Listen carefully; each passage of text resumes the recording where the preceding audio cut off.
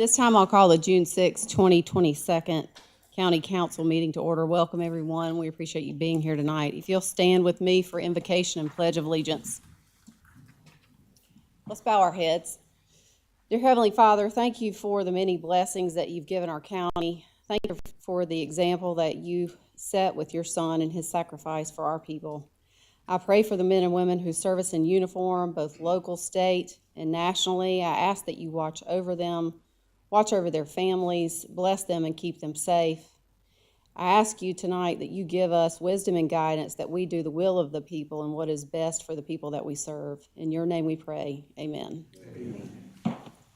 I pledge allegiance to the flag of the United States of America and to the republic for which it stands, one nation, under God, indivisible, with liberty and justice for all.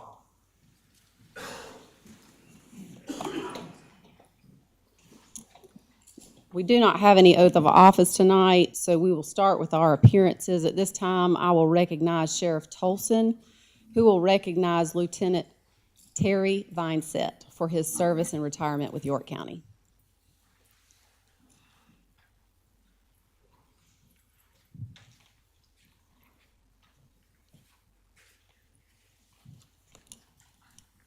Bear with me 1 minute. This guy has done so much. I had to store it on this here computer.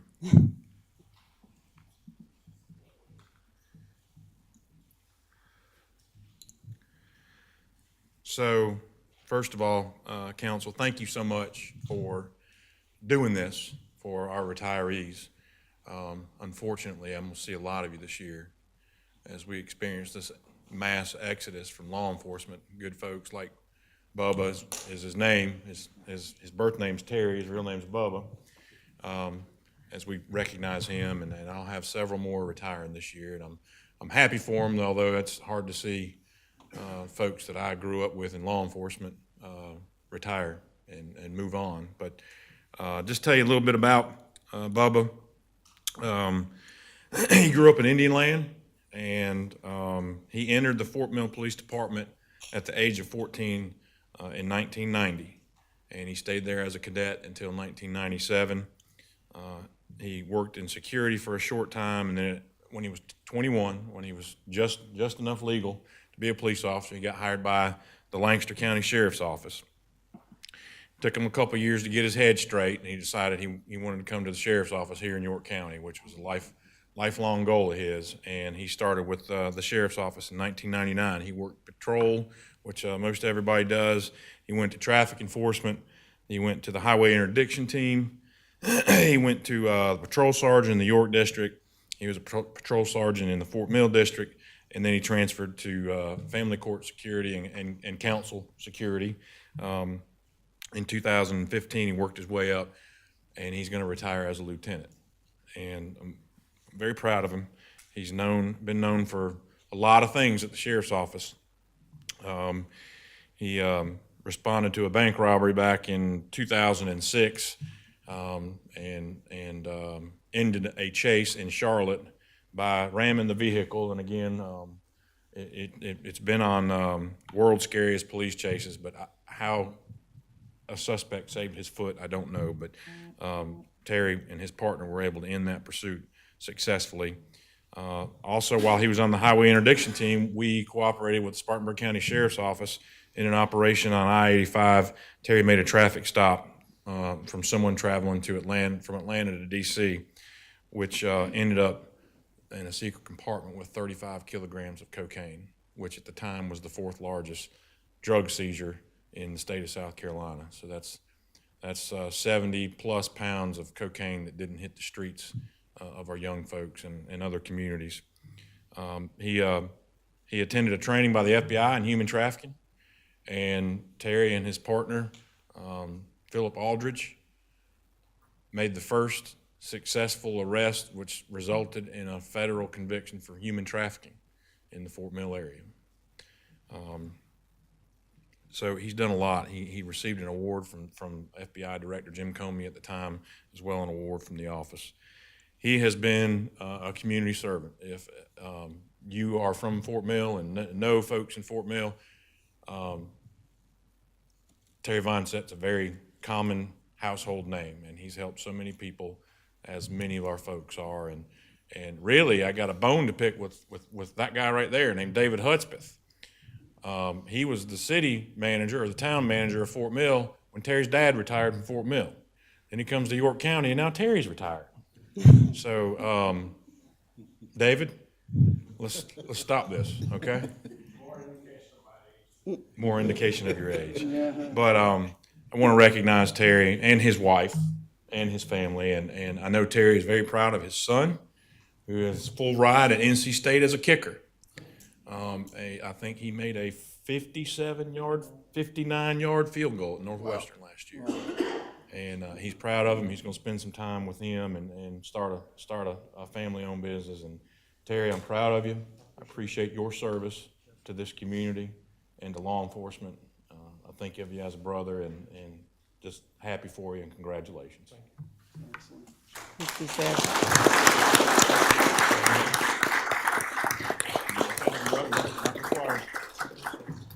So what the county gives you, what the council gives you, is a clock. You don't have to put any batteries in.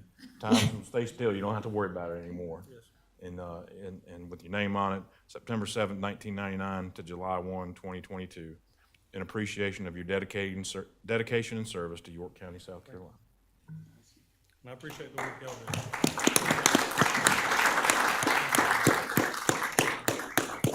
Thank y'all. Turn around.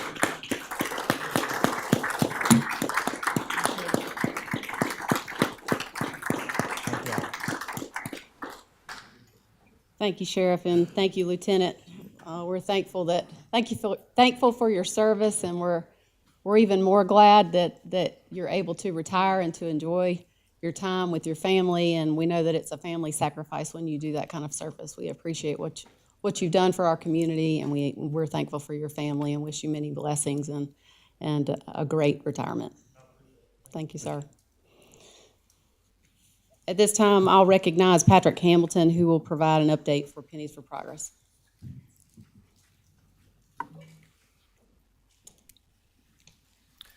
Good evening, Council. It's been a little while since I've seen you, so I have some good positive news to bring tonight. So, wrong one.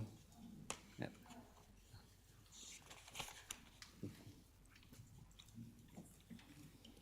Okay, very good. As always, we'll start with projects under construction.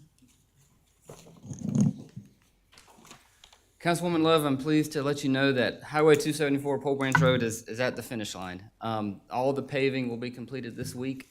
There'll still be some pavement marking, some shoulder work, some odds and ends stuff to be done, but we're hoping by the end of the month the project will be substantially complete. You'll still see crews there throughout the summer doing punch list items, but in general, we're hoping by the end of the month everything will be, all the pavement will be done, pavement markings, shoulder work will be done. Like I said, there'll still be some punch list items throughout the summer, but in general, the project will be complete. Obviously, here's the Highway 274 looking north, the new 5-lane bridge there. Here is the intersection of Highway 274 and Pole Branch Road. Obviously, the signal is still there. You can still see some cones. This picture was taken last week. So, and then the last picture is just another picture of Pole Branch. You can see one of the new bridges there in the middle. But we are pleased to bring this project to a close. Gold Hill I-77, another major Pennies project in the area, I-77 exit 88. Project is essentially complete. You know, all the asphalt's done, pavement markings are done. There's still some signage left to be completed, some little bit of hand work out there. So, but as far as the public's concerned, you know, the final paving's done, the project is complete in general. The final traffic pattern is open. Seems to be making a pretty good improvement up there. I've heard a lot of complaints last fall when it first opened, but this spring it's been fairly quiet, which is a good thing. That means people are adjusting to it, and it seems to be working pretty well. Is there, on that one there, is there measurements where they can see where that's quantifiable that we can share with the public on the difference between the two? As far as like a delay standpoint? Traffic flows and delays and all that? I would have to reach out to our partners at SCDOT and see Okay. if they're able to track that information, and if so, I'll be happy to share that. That'd be great, thank you.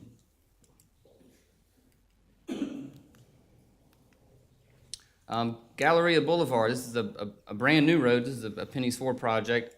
It is extending the existing Galleria Boulevard and tying over to Red River Road. You can see that's Red River at the bottom of your screen and Waterford Park Drive intersection. Similar to Pole Branch Road, all the paving is complete on this project. They should be doing the final pavement markings, I think, this week or next week. And again, end of June, we're looking to have this project open to traffic. And here's another picture looking at it from the other end of the project where you have the existing Galleria Boulevard there.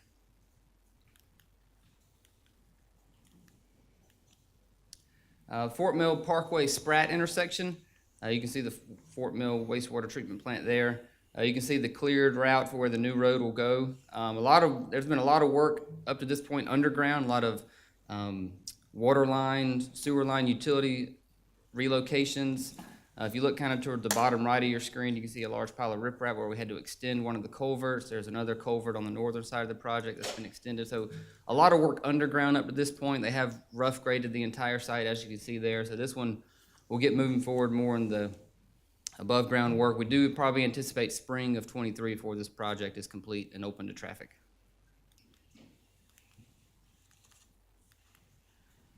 Hubert Graham Way Extension, this is another Pennies 4 project in the TK area, just at the North Carolina line. In fact, the neighborhood on the right, that's actually in North Carolina.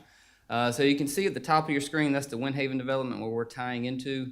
So this project is pretty well underway. They've been doing a lot of cross-line pipes, things of that sort, all the clearing's done. We do hope to have this project open this fall to traffic. This will tie into existing county road of Dry Run Road, which is just off of Zor Road. Right near the state line in TK. Highway 321 Johnson Railroad Street intersection, which is just down the street here from the government center here. So we're going to be, that's Meritor on the right and the BP gas station on your left for reference. So we're going to be adding a southbound left turn lane into the Meritor entrance. And if you can see the dirt that's been graded in the middle, that's going to be realigning Galilean Road to tie into US 321. Again, we're hoping for this project to be open to traffic by the end of this year. I did want to give a brief update on the SIB projects. Exit 85, Highway 160. Again, that's the interchange project in addition to a 6-lane widening from Highway 21 over to Pleasant Road. RFATS is paying for the widening part of it, and the county and the SIB is paying for the interchange itself. Right-of-way acquisition is ongoing.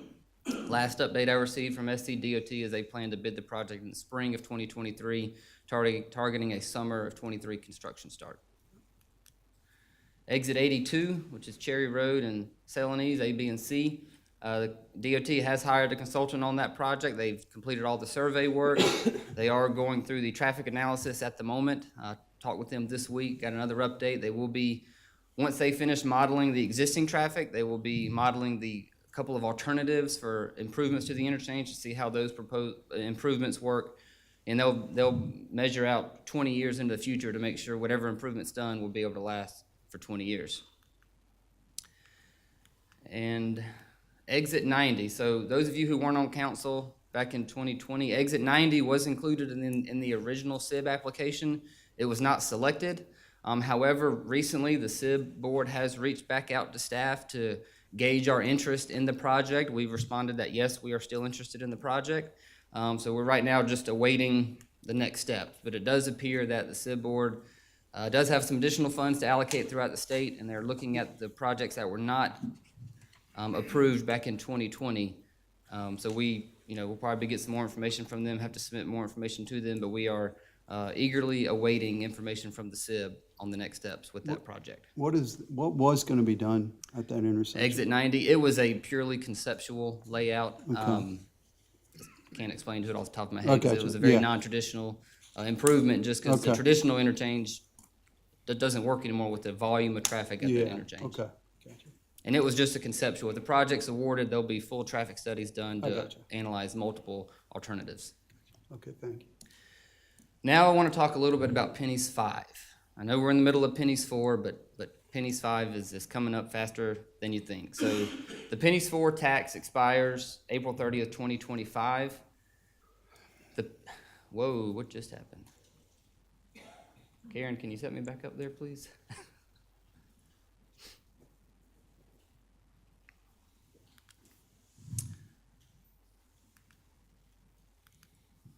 Okay, so Pennies 5 would need to be voted on in November of 2024 in order to continue the tax. Remember, it's not a new tax, it'll be a continuation of the existing tax. And if approved, the Pennies 5 tax would begin on May 1st, 2025, which is one day after the Pennies 4 tax expires.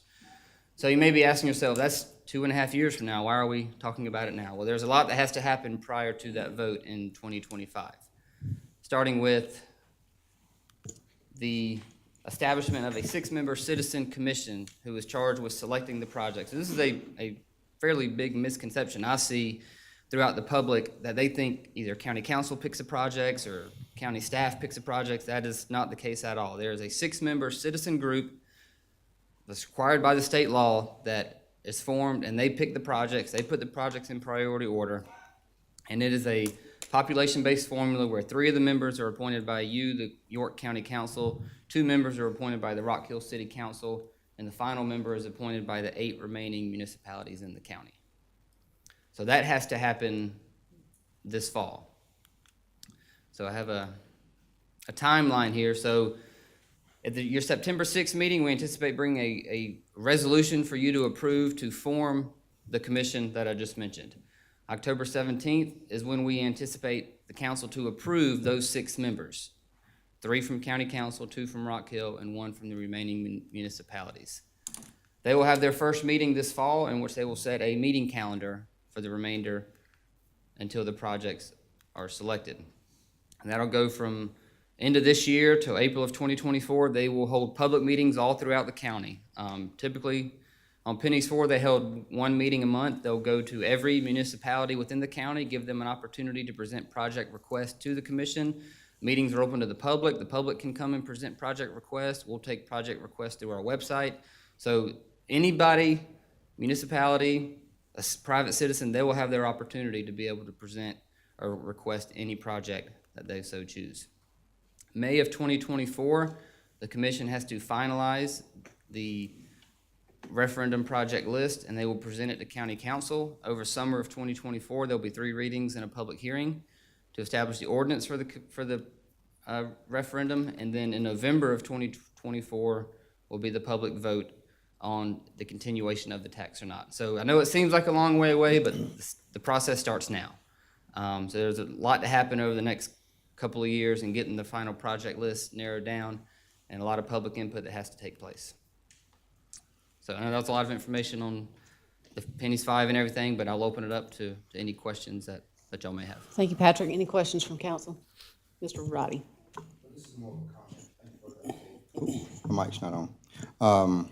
Thanks for the update. I'm glad you addressed how the process works about how these projects are presented, selected, and voted on by the public, because there has been some conversations throughout the community about council picks these projects. Council gets to designate which roads that goes on the pennies list, but I'm glad you had the opportunity to put it out on public display as to how this process moves along, what it entails, and how intensive it's going to be over the next couple of years getting this thing ready. So I just wanted to thank you for pointing that out in the process. And one more point, if I could add on to that, is you can't add new projects once the referendum's been voted on. If the project's not identified on the referendum, we can't spend any money on it.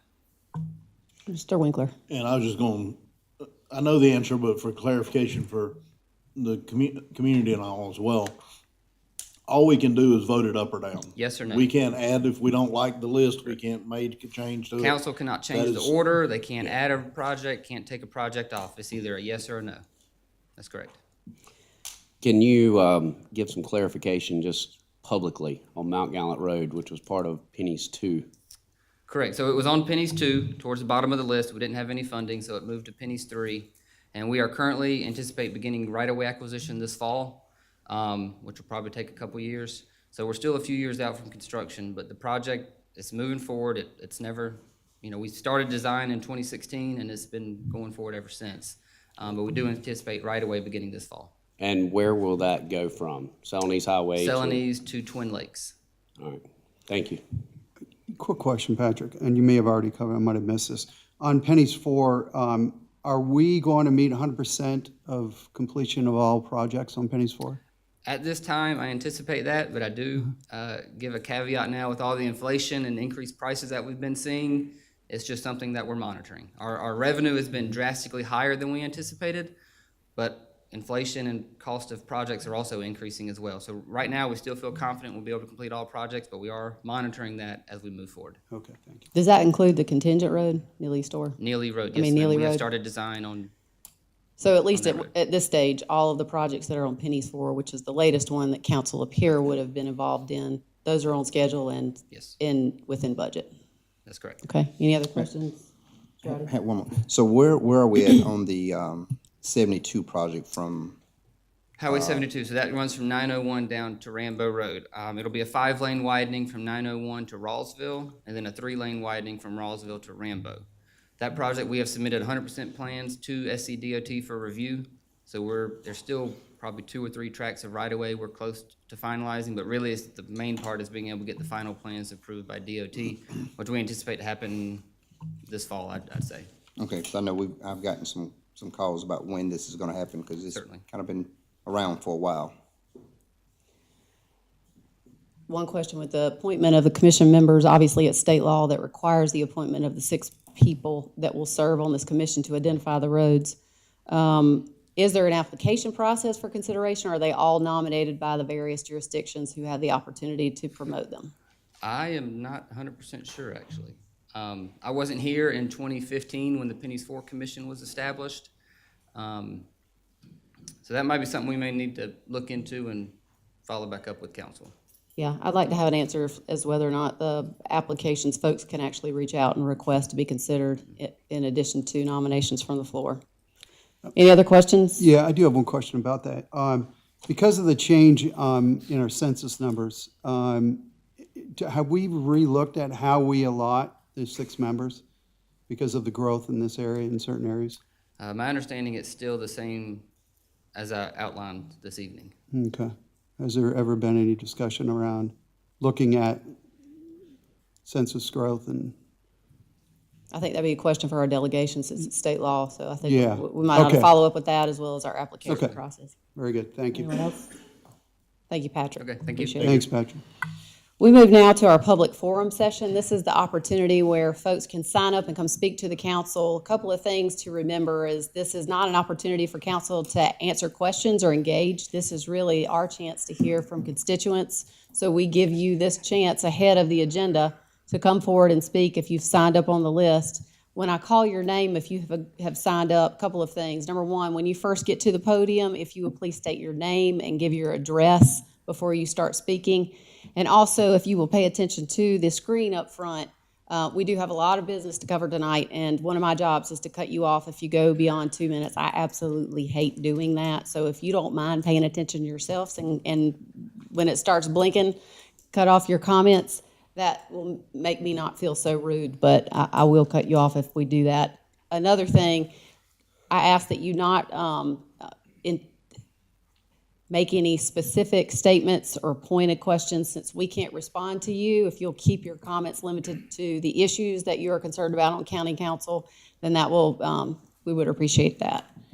The last thing I'll mention is that if you signed up to speak on a matter that actually has a public hearing, which we have several public hearings tonight, you may want to say, you can certainly speak 2 minutes if you want to, and you can actually speak again at the public hearing, but you're going to be capped at 2 minutes here. So you can waive and just speak at the public hearing. At the public hearing, you will not have a time limit. You can talk as long as you want.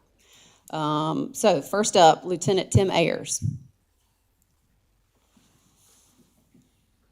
Good evening. My name is Tim Ayers. I live at 949 Normandy Way in Rock Hill, South Carolina. Madam Chair, council members, our managers and staff appreciate it, and along with the members of the community for being here. I was asked by council member Roddy to give him an update on the Worthy Boys and Girls Camp that the Rock Hill Police Department runs. And we were talking about it, and Bump, I'll call you Bump, that's all right, sir. Well, had a discussion, and Bump was telling me that he actually attended the camp back in his youth, we acquired the land in 1949. We started building the camp in 1950. And since 1950, the Rock Hill Police Department has run this camp for, we don't say for underprivileged children, but for children that might not have the chance to go to an overnight camp because of the cost and expense. And so we were talking about it. We are a registered 501c3. And the camp is actually, we have 4 cabins on site. We have 50 acres. We have 4 cabins on site, 32 campers, 8 campers in each cabin stay, and the police officer is actually the counselor in the cabin with them, stays overnight. It builds our bonds with the youth, and some of them, I was listening with Lonnie going a minute ago, and 27 and a half years, I've still got campers that when I was a counselor at the camp will actually come up to me now and say, hey, you were my counselor. You know, they're grown kids. Their kids are actually coming to the camp and all now. So we provided each one of you with a pamphlet on the camp, some information. Again, we said it was a registered 501c3. Just like for you to look at that and see, and appreciate any support from the community. Also, we still have openings. We just started camp today, and we have openings. We got 4 more weeks coming up, so we'd love to have as many children come out as possible. Thank you, Lieutenant Thank you. Ayers. Margaret Puckett.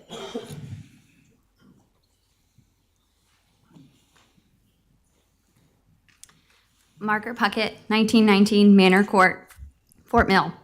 Good evening, Council. Thank you for your time tonight. I've now had the opportunity to speak in front of Council 3 times regarding Tripoint Home's proposed rezoning on Coltharp Road. Following our second reading on May 16th, Tripoint was asked to host a community meeting with the neighbors of the nearby Habersham community. We held our community on Wednesday, May 25th. In attendance, there were about 8 to 10 residents. The residents' primary concerns with our project were the Fort Mill School impacts and the traffic. Tripoint presented that of all the alternative forms of development on the 10.5 acres, including a medical office or commercial uses, that a residential use is actually the least impactful to traffic on Coltharp Road from a trip generation perspective. School impacts are more sensitive and more challenging to address because I don't have an immediate solution other than contributing to the impact fees that were designed to benefit new construction in the Fort Mill School District. Our community alone would generate almost $600,000 in fees. Tripoint has garnered the support from 5 immediate neighbors, which is pretty unusual in this type of circumstance. And I will end with this. A resale home in Habersham would cost upwards of $800,000. Our community would provide an affordable alternative for perhaps a teacher who resides in Fort Mill or a police officer who would likely want to live in a place that they call home and work there too. Thank you for allowing us to get this far. I appreciate your time. Thank you, Ms. Puckett. A lot of folks have scratched their names out, so at the end, I'll just make sure that if you signed up and don't feel like I called your name, that you'll let me know that. Derek Kraxberger. Good evening. My name is Derek Kraxberger. I live at 5301 Meadowcroft Way, Fort Mill, speaking in opposition to the proposal you just heard about. The government interest in voting no on this project is based on the government interest in balancing the growth of the community with the government-provided infrastructure there to support it. And when the government cannot balance that equation by keeping pace with the required infrastructure, it needs to balance that equation by controlling the growth. The very zoning restriction at issue here was put in place by the government for precisely that purpose. In every relevant document and every relevant government agency that has spoken on this and reviewed it has advised you that the proper way to balance that equation is by voting no. We did meet with the developer and other interested parties. At your request, we assume that you made that request because you think that our objection is primarily NIMBYism, but we are not making a NIMBYist argument. Because at the end of the day, that is really just an emotional appeal, and we do not believe that government authority should be used in service to narrow sympathies. It should be used primarily for the greatest good of the larger community. And even then should not be arbitrary, but should be circumscribed by publicly known rules, policies, and procedures, by the objective assessment of a professional taxpayer-funded planning staff and a citizen-run planning commission, and it should be informed by the forward guidance provided by that government, ostensibly to promote the greatest good of the larger community, so that residents and investors alike can have a reasonable expectation of the future and can plan accordingly. The 48 townhomes in question are not a drop in the bucket. Fort Mill Schools has informed you that the more appropriate metaphor is another straw on an overburdened camel. Now, will this project be the one that breaks that camel's back, or will it be the next project, or the project after that? Difficult to say, but you will need to draw that line. And if you choose not to draw that line here, what objective criteria currently not in play in this situation will you use to justly and fairly justify drawing that line in the future? Thank you very much for your time. Thank you, sir. Gerald Matthews. Ma'am, could I speak at the public hearing on this? If you want to wait till the public hearing, yes, sir. Ben Johnson.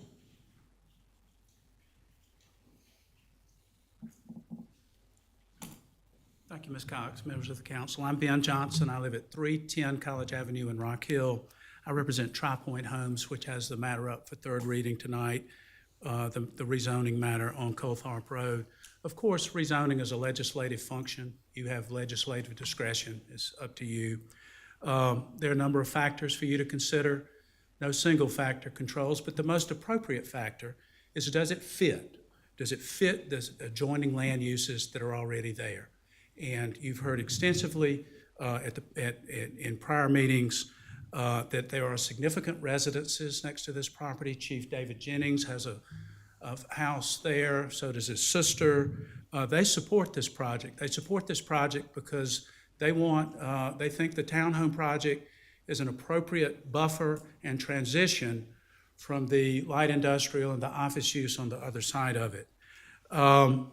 You also have a letter that you received at first reading from our next door neighbor, Forest Hills Church, which supports this project. There's a playground next to this property, and the church welcomes this project and the people who will be living there, and very much would not want any kind of commercial or light industrial use because they think it would be incompatible with the church uses. Government infrastructure. The utilities are not an issue here. The traffic study has been accepted. There's no traffic issue here. We presented information showing to the homeowners group that a light industrial use would be 2 times the amount of traffic, and a lot of that would be trucks. A shopping use would be 20 times the amount of traffic. We're only 5% of what shopping would be, and general office building would be 3 times the amount of traffic. But most importantly, the property hasn't and can't be developed for that, but because of the lack of frontage. Thank you, The Mr. school is not Johnson. an issue. It won't be marketed for families or children, and the impact is minimal. Thank you, sir. Reese Russell.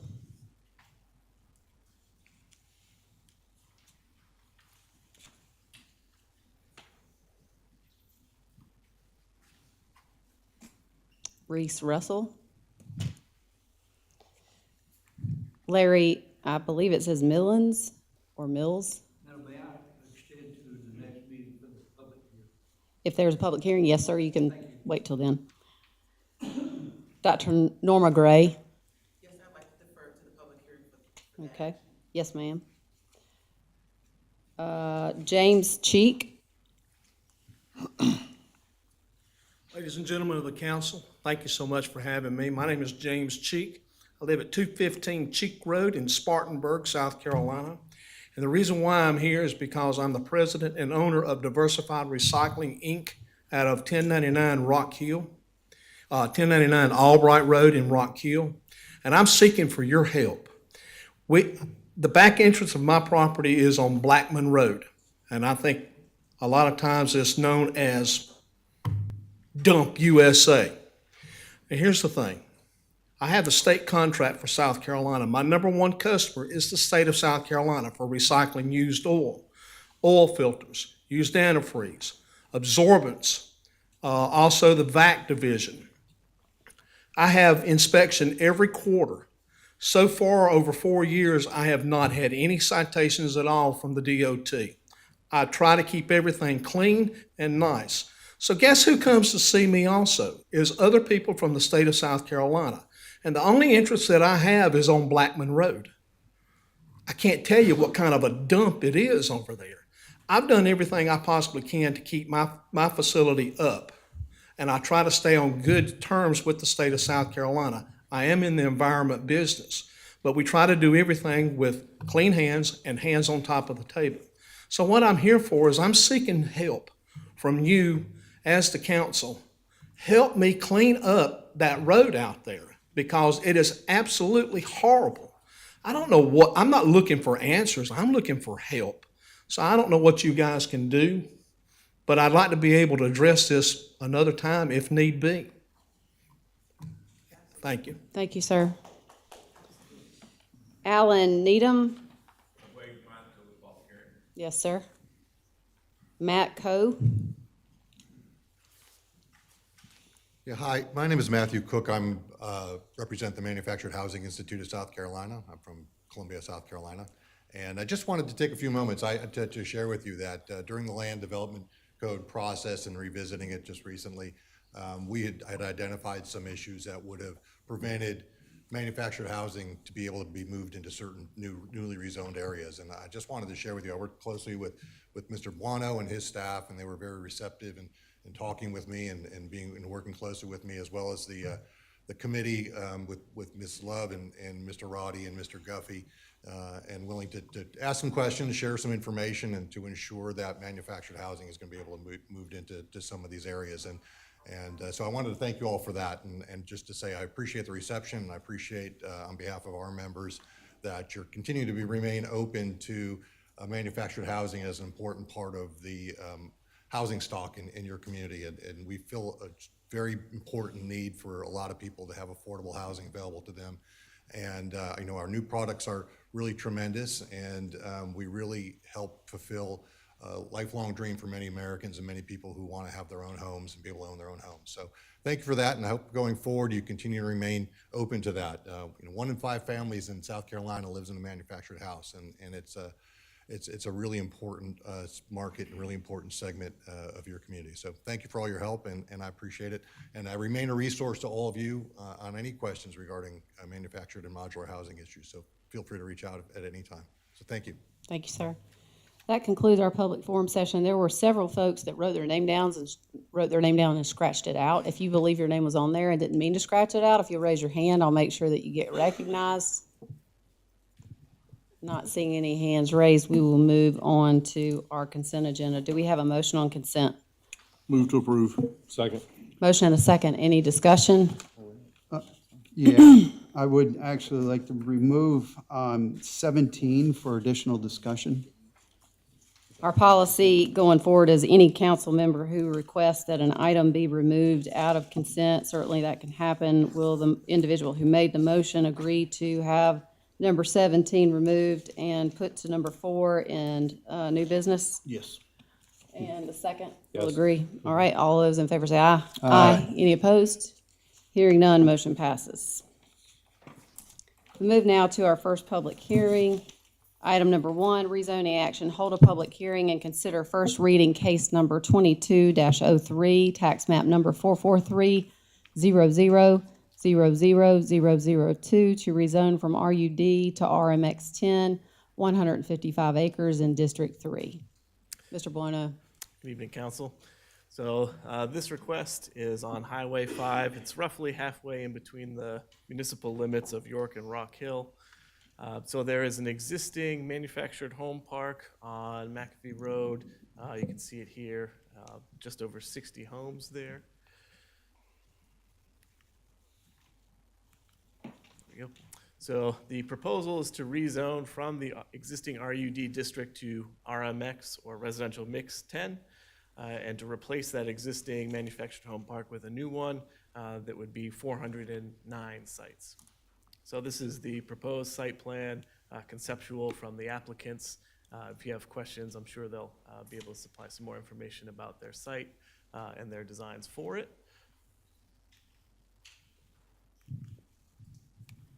Remote's a little sticky tonight. Here we go. So I did want to talk about the zoning and the future land use map. So the zoning that you can see here on the left, the property itself is RUD. The vast majority of the surrounding property is likewise RUD. There is a couple of parcels zoned general commercial across from York Highway. A lot of those existing RUD properties are substantiated neighborhoods with parcels between 1 and 7 acres. For the future land use map, it's in the rural residential category, so that's really looking for residential uses that are up to 1 dwelling unit per acre, so really looking for an acre lot or larger. And for this type of proposal, the comp plan would really have to have that brown color, that neighborhood residential that is traditionally seen around the municipalities. So here's an aerial with that site plan on top of it, so you just get a context of what that would look like in the surrounding area. So staff recommends denial of this application, as does the Planning Commission, by a vote of 8-0. And the reason for that is it really just does not conform to our comprehensive plan. That rural residential category is looking for that 1 dwelling unit per acre, and RMX 10 is not consistent with that. And so, for example, if you were to do just a traditional single-family detached development, you could have a density of 2.5, so 2.5 times larger than what the comp plan is looking for in this area. For a mobile manufactured home park on well and septic, you could do up to 4 dwelling units per acre. And for the same type of park on water and sewer, which this project is proposing to do currently, the density could be as high as 8 dwelling units per acre. And for context, this project's proposed density with their 409 units would be roughly 2.6 dwelling units per acre. So as we talked about, we have those surrounding neighborhoods that are about 1 to 7 acres in size for those individual lots. And the context for this project, the proposed home sites, each of the individual home sites would be about 2,000 square feet. Also, the extension of utilities from York to the site would create unplanned development pressure along York Highway. So once this project were to come in, it's got utilities extended to it. Now there's utilities available to many more sites previously that did not have it. So there's a lot of development opportunity there the plan does not currently contemplate. So for that reason, staff and Planning Commission recommend denial, but we are recommending bodies. So if council considers approval of this rezoning request, we strongly suggest that the applicants be required to submit a localized comp plan amendment, which would replan the immediate area along the property and that utility extension so that we can plan for that growth that the extension would create. Any questions for Mr. Bono from council? Mr. Roddy? So I hear you say if water and sewer is extended, that the number of units could be higher. That's correct. On this property. The proposed project that we have before us, that density is much lower, correct? Correct. So with water sewer there, it could have up to how many units per acre? Well, it's 8 dwelling units per acre. If water and sewer exists? If water sewer is there, correct. If they were to do well and septic, it would be 4 for a manufactured home park. And your statistics say this one is 2.6 per acre? Correct. Almost 75% less than what could be there with the extension of water sewer. Correct. And I heard you mention that if water sewer is extended along Highway 5, it would put pressure on the comp plan or other areas to develop. So extending water sewer down Highway 5, in staff's eyes, is that a bad thing? Well, it's not necessarily, we don't deal in good or bad. We deal in planned or unplanned. And right now, our comprehensive plan does not contemplate existing utilities along Highway 5 in this area. So that's why if we go back to that comp plan map, you can see it's got all of that light green color. That is anticipating 1+ acre lots or larger than that. So that's what that color is typically looking for in the rural residential category. So with the general commercial piece there, is that still general commercial in the comp plan, or that's what it's zoned for now? That's what it's zoned for now. So if that property that's currently zoned general commercial would look to rezone to something else, the comp plan would look for it to be rezoned something that fits the rural residential category. Because right now, I mean, I travel that road coming to York every meeting and many other times, and I don't see that being a general commercial spot along that portion of Highway 5. There's no other commercial even in that area, is it? And I think even some of those properties are family lots, I think on the east side. I'm not sure about that west side, that there might be a business there, I'm not certain. And my last question is, do you have any idea why the planning commission said no to this project? It's my understanding it's a lot of the same reasoning that staff had for our recommendation.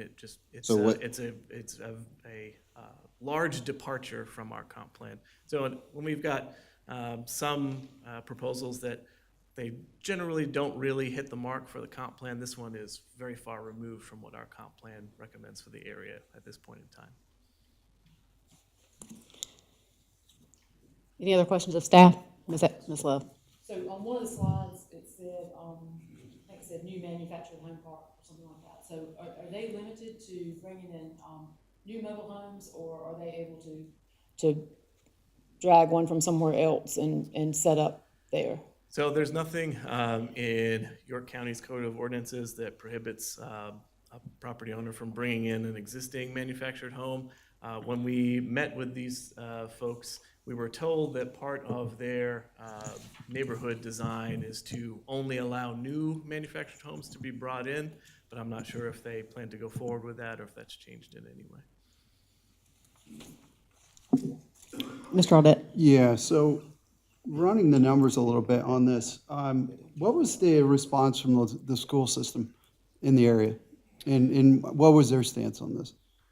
I don't know in particular what the school district said. I know there is a letter in the staff report that was included, so I think it should be in the last page of the staff report from the Planning Commission. I think generally, I think it expressed concern, but I'm highly paraphrasing there. Yeah, just running the numbers. Again, on an average, you look at about 0.8 students per household, 0.9. So you're probably looking at, if this was fully approved, probably look about 300 students possibly coming out of there. When you look at the cost of an elementary school, you've got 600-700, so you're looking about a half an elementary school from capital expenditures, and then probably about 20 teachers. Again, just want to bring that to light when we start looking at these larger projects and the impact on the school system. Yeah. I do have one more question. So I drove over to look at this. I drove the pretty much the length of that area, which I'm very familiar with because my grandparents lived over there. I didn't see any rezoning signs up anywhere for this rezoning.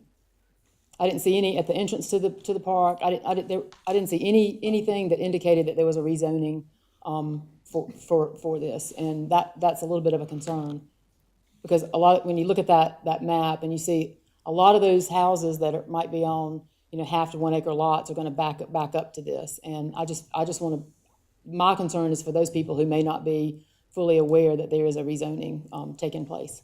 Yeah, the property should have been posted. Happy to check on that. Sometimes signs do go missing, and weather happens sometimes to affect that. Sometimes maybe more nefarious than that, but I'll double check to make sure those are posted. Thank you. Jonathan, what is currently there? It's an existing manufactured home park, and so it's got about 60 some odd home lots on it. All right, thank you. And, well, one more thing. What's the year, there's a certain year that a manufactured home can't be moved once it's hits a certain age, right? There is. I do not know that off the top of my head. It's pretty far out, though. I believe it's 50 some odd years, something like that. I'd have to double check. I'll get back to you on that. Mr. Pono, I've heard some questions about and some concerns that the property owner and the property itself is not in compliance with zoning and with stormwater requirements. Are there any violations or outstanding for the property owner at this point? I'm happy to double check on that as well. I'm not aware of any active violations at this time. Thank you. Any other questions from council? I just want to clarify. I think that year is 5 years, not 50 years, to be able to move a manufactured home. Can I ask staff? That's my recollection as well, but we'll have to verify that. I think it is 5 years. Okay, thank you. Isn't it part of our ordinance about the 5 year? Isn't it part of our ordinance about a 5 year cutoff that? That's my understanding, but I didn't research it before the meeting, but that's what based on memory, I think that's correct. So we can put that in the recode. Any other questions of staff before we open public hearing? Thank you, Jonathan. Is there anyone here who wishes to speak in favor of this request? If you would, please come forward, give your name and address, and state your comments. Good evening, Dr. Norma Gray, 407 Marshall Street. I speak tonight not only on behalf of myself, but also of the Get Clear Social Justice Network. So, good evening, Madam Chair and County Council staff. I'm here tonight to speak on behalf of the McPhee Mobile Home Park. And I'm here to say that I'm in favor of this development and recognize and want to recommend that council seriously consider this project.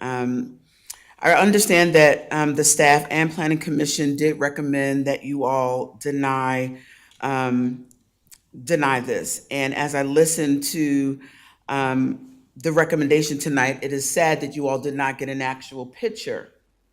While I understand that, you know, what they're showing you, but you really have, if you've not had an opportunity to look at it, it is, in some of the people that I've spoken to, it's an eyesore and has been for that time. So I trusted that you would, before making your final decision, to please go take a look at it. I visit oftentimes, and this is my first time here, but living in the city limits, I often go to planning commissions, and I do know that the planning commission, as well as the staff, do a very, very good job at what they do in making their recommendations to you all. But tonight, I am saddened to hear the fact that he did not have answers to some of the questions that you all asked of him, and could not give you direct answers to what you need in order to make this decision. I've looked at the plans, I've seen the pictures, I've done the research. When Councilman Roddy asked him the question of if he does the work to put in the lines and run the numbers as it relates to advancing what that's going to do, if he puts in the sewer lines, it's only going to benefit us. It's only going to extend the utility for our advancement. That means we'll be able to give more utility to more people, and he's willing to do that. He couldn't answer that question for you. I understand the strain that it may put in our school system, but something's going to go there eventually. He could use the acreage, right? So yes, it might be a problem in terms of how many homes he can put on there, but we're really not talking about a whole lot of difference. The difference that we're talking about is affordability. That's the issue. Since I moved back into this area back in 1993, we started the discussion, how are we going to deal with affordable homes? We keep talking about affordability, affordable homes, we need it. But if we keep telling developers who keep coming to us with development of affordable homes, and we keep squeezing them and squeezing them and squeezing them and squeezing them, both on the county and city level, when are we going to get affordable homes? When we do the math, what is affordable homes? To many of you, affordable homes are 400,000, 600,000, $500,000. But to others, homelessness is not because they are broke. They're homeless because it's a choice. They're homeless because they cannot afford a $400,000 house. I work with the homeless. Homelessness is a choice. It's about affordability. What he is willing to do is build affordable modular homes. He already told you 1 in 5 live in good modular homes. Now, I appeal to you from this perspective. We have a serious shortage of affordable homes right here in York County. I get where we're going. I see where we're going on a city and county basis. I don't want us to build homes that some of our forefathers could not have afforded to live in. So I'm appealing to you to please make sure that when you are looking, let's look at the whole picture. Don't look at what that can be. Look at what it is before you make the decision of what you want it to be. Thank you so much. Thank you, ma'am. Anyone else who wishes to speak in favor? Please come forward.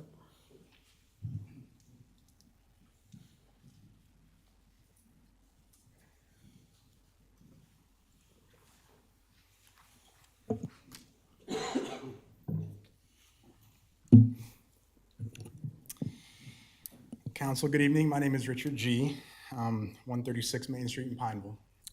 Thank you so much for having me tonight to present my project. Tonight, my three main takeaways for you to show you what's currently there, what we have planned, and really why we're doing this. I've been working on this project for over a year now, and I'm really excited and frankly proud of the plan we put together so far. It's a wonderful site, and we have an idea that's going to be really great for just not only this parcel, but for the surrounding community and for the greater ethos of York County. We can do quality housing, and we can make it affordable at the same time. So a little bit about me real quick. I grew up back and forth between Chester, just south of Highway 9 up the bypass, and South Charlotte. Go back and forth in the weekends, so I'm from here. I want to be proud of what I put here, right? And, you know, we're a family business. We're based in Pineville, like I said. We're just up the road. So we're not some big national builder. You know, this is my home, and I have a personal interest in making sure that I am proud of what I put here. And I truly believe this is a great thing for the community, a massive improvement on what's currently there, and just for York County in general. So I'm here to present that vision for reviving, renovating, and redeveloping the McAfee community on Highway 5. I know many people have driven by this property and wish something could be done to jumpstart what is a central location between York and Rock Hill. And from so many of the neighbors I've spoken to, many of which are here today, I've heard overwhelming support. And many couldn't be here because of night shifts, but you know, I've come to realize there is a desire to have this parcel finally be improved and turn what many consider an eyesore into something beautiful while still remaining affordable. So before I jump into this vision, I think it's so important to understand what's there now and to show you really why we are doing this. I could describe it, but it's best shown with photographs.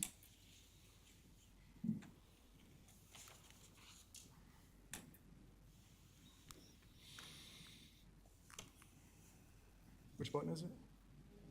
Yeah, I'm doing that. There we go.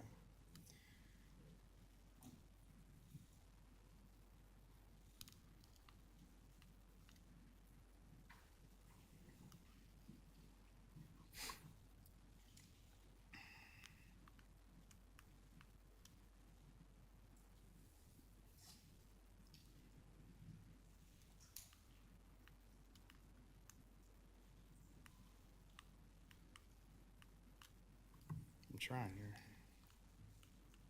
There we go.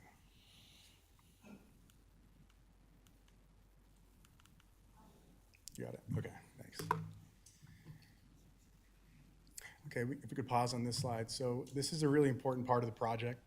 As you can see there on the right, there's a keep out wastewater treatment sign, and it has plenty of bullet holes in there. But this is really a central point to why I think this matters. This is an old 1970s lagoon. So when that was created, it basically had no regulations. DHEC wasn't even around. So the way I understand it, it's kind of like a multi-tiered filtration process. Excrement and wastewater goes in here, it sits there, gets pumped with chemicals, dechlorinated, and then it leaches out into the creek behind it. It needs to go. It needs a lot of work, and that's such an important part of why I think we need to connect utilities to this site so that we can sunset this. I've been speaking with DHEC about the process and how to sunset that permit and remediate this and get rid of it. I know some of the neighbors I've spoken to say they can hear it, they can smell it, it's a mosquito bed. Really nobody wants this thing, and so this is an important piece of this project. So this is a video, just so not everything is a photograph here, but this is the front of the property. I took potholes, and this is frankly the nicer side of it. It keeps on going towards the back. And it's just, that's the entrance. It's right there on Highway 5. So, I was thinking to myself that I can't just show you what's there, and I can't just render an image of what I want. I have to also, try to portray what I really want to do and what it'll look like once it's on the ground. So I had an artist go out and do some renderings of like cross-section views of what it would look like when it's done. And you can see all that shortly. But at the same time, that's still only an image, it's a depiction. I really want something more real so you guys can see it. I can prove to you that it's a real possibility to have this. So this next slide here, one more here. So before you hit play, this is Glen Laurel. This is a community up in Concord, kind of on the border, Concord, Charlotte.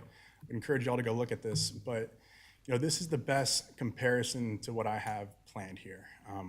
It's not a one-to-one. I think we do a few improvements on this, but I'd really encourage any of y'all to go look at this. This is what clean, safe, and quality housing could look like if it's done properly. So we hit play, please. This is the entrance I want to mimic on Highway 5, and get rid of what we have now.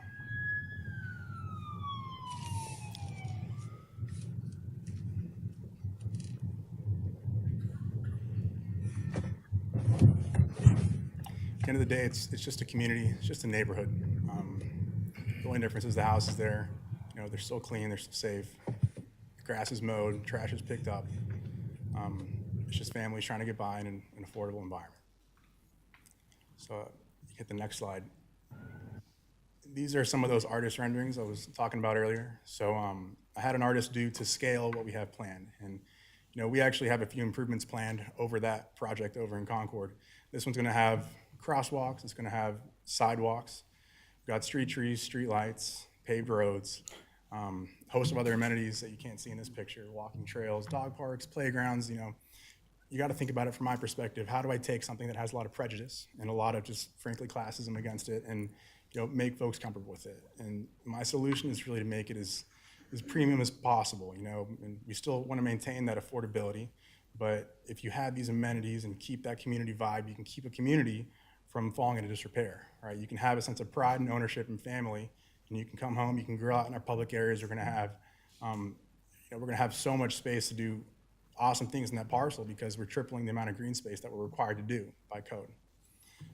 Next slide, please. Another cross section. You can see the sidewalks here, the landscaping, parking. You know, some will be oriented this way. I like them when they're oriented long ways, but it'll be a mix. Here's some of the amenities that I spoke about. So, you know, we're gonna have a fishing pond in the middle. I think that's gonna be an awesome addition to it. Playgrounds, little cookout area, picnic. We have a lot of green space, like I said, so I'd love to do a ball field there as well. And then, you know, on the bottom left, you can see the trash pickup needs to be centralized. So instead of having just a bunch of trash on the side of the road like what you have now, and you saw the pictures earlier, you know, we have the maintenance centralized. So if you have a tenant who's not, you know, keeping their upkeep, you can yell at me. You don't have to go chase them down individually as tenants, right? So I'll be responsible for all that. Next slide. So we're gonna zoom out now. This is the why. This slide really goes without saying. Everyone knows this, but you know, it helps to see it again. Average home prices are skyrocketing over the last 50 years. Meanwhile, we have median household income just completely stagnant. And the gap's just getting bigger. That's 2020. I mean, it's 2022 now. We all know what's happened over the last 2 years. So, you know, something's got to give. You can see below, you know, comparable prices, comparable monthly payments. This is a way to make housing affordable. And I always say that if you want to have the most expensive way to build something, you take a team of people, you go to a site, and you assemble it by hand. That's what site-built homes are. But if you're going to make something affordable, you need to have economies of scale, and that's what manufacturing does. And modern manufacturing homes are modern marvels. They're really, really well done. I cannot recommend enough. Just going to a dealer, walking through it, they'll show you. You'll be blown away by how beautiful they are. And I have pictures coming up later of that as well. A few more stats from MHI. So that 81,900 figure, that's an average new sales price for a manufactured home. It's 1,400 square feet. It's 3 bedrooms, 2 bath. So same 2x4s you have in your own site-built house. And frankly, I've learned these stats are a little old. So that site-built home at 119, obviously it's gone up. But the theme here, as you can see, is that when you add the economies of scale to it, you're at half the cost. And you have quality housing that's beautiful, and you can put it in a neighborhood like this, and you can make it safe and clean. Next slide, please. So just a few more stats. I won't go through them all. But you know, most people, they buy these homes, and these are their actual homes. You know, 62% want to live in there for more than 10 years. It's not transient people who are in and out. You know, 38% say they'll never even sell their manufactured home. And they're regulated. There's a variety of financing options, and then a little bit of myth busting here on the right. So they retain their value really well. If you look at the graphs there, you got site-built and manufactured homes. I mean, at the end of the day, it's gonna, you know, come down to how well you take care of it, where it is. It's just like anything else. So the plan here is to basically start from scratch. I have a few things listed out here, but I'll show you those pictures on the right first. These are not renderings. Those are actual images. And like I said, if you go inside of one of these dealerships, they'll show you how unbelievable they are. I mean, they really are technological marvels. And again, we want to put these exact homes in this picture, in this community. So, you know, brand new homes, paved roads, sidewalks, curb gutter, street trees, street lights, walking trails, a fishing pond, playgrounds, dog parks, grilling areas, community center. It's just, if you are trying to back into a project and try to predict all the things that someone might have a problem with, that's basically what I've tried to do, right? I've tried to go above and beyond in terms of, really any other community in the area. And like I said, I'm pretty proud of what we've done here. We have that tree buffer around the property. I believe it's a little bit bigger than what we're required to do. Obviously, I said the landscaping and the trash falls on me. And then obviously the most important part, just environmentally, is we get to get rid of that 1970s wastewater lagoon system that's leaking into the creek. So this is I didn't really get to say this at the Planning Commission. I can only really respond to things that they asked me directly, and they didn't ask me this question. But this is a very low density project in terms of what manufactured housing communities typically are. So what's on the site now, right now, is 6.3 per acre, right? Down the road at Adna Hills, that's almost 7 an acre. We're at 2.6 per acre. So I've kind of predicted the issue here, but at the end of the day, that's my most proud thing about this project, is that I think I can do this affordably while retaining a low density project, right? And the number sounds big in a vacuum just because you hear that raw number, and I think it kind of makes folks tighten up a little bit. But you got to remember that there's 63 lots on the parcel now. So the net increase is much lower. It's really 349 over 155 acres, right? We're not squeezing onto some 60-acre lot somewhere. These are going to be low density. And in fact, the Glen Laurel parcel that y'all saw the video of, that's 3 an acre. Ours are going to be even less dense than what you saw in that video. So it's frankly a unicorn, in my opinion, in terms of quality, low density, and affordability as well. And then again, right here, that's the entrance to, when you drive by Highway 5, you'll see that that entrance. Again, pictures really don't do it justice. You got to go look at it, but I kind of like that Glen Laurel entrance. I'm sure y'all do too. So I'd love to put a big old American flag there, make this beautiful, grandiose entrance with landscaping, a new name, and just make it something that we're proud of on Highway 5 instead of what it is up there now. So the final points, I'm not trying to replace a site-built home, really. I'm trying to be an alternative to rentals. So there's so many folks right now who are basically just permanent renters because they can't afford their own home. And that's why I think this model is not only good for new families trying to start out, but to have the ability to own your own home. I'm agnostic as to where it comes from. If they want to go to Clayton and get it, as long as it's new and quality, they can put it on our lots. So they can build equity in something. And every month they have that payment, and they're not just throwing it all away on rent. They have the ability to go and build some kind of equity.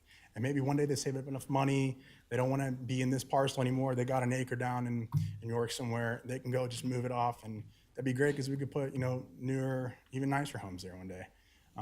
It's kind of like a hybrid model, and I think it'll really help that just American dream of home ownership.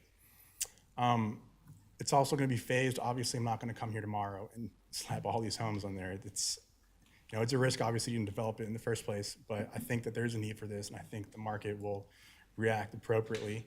But this will be a multi-year project for maybe 5-6 years. It'll come slowly, and a neighbor actually had a great idea that we're going to adopt. So obviously the folks that are living there, they're there for a reason. They need to live somewhere. They need affordability.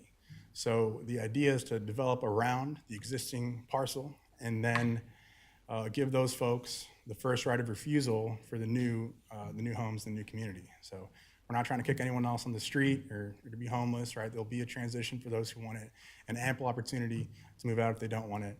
And the theme, it's just everyone deserves their own home. So that's what I've hoped to communicate today. There's another picture of what it actually does look like. If you don't mind, let me just check real quick on my notes to make sure. So the long-term use plan, I understand that it doesn't comply perfectly with that. And I've tried to, like I said, reduce that density to 2.6 in order to make sure that we're not, just, like they said, if we put utilities there, it could be something like 7 or 8 an acre. We're not doing that. We're doing 2.6.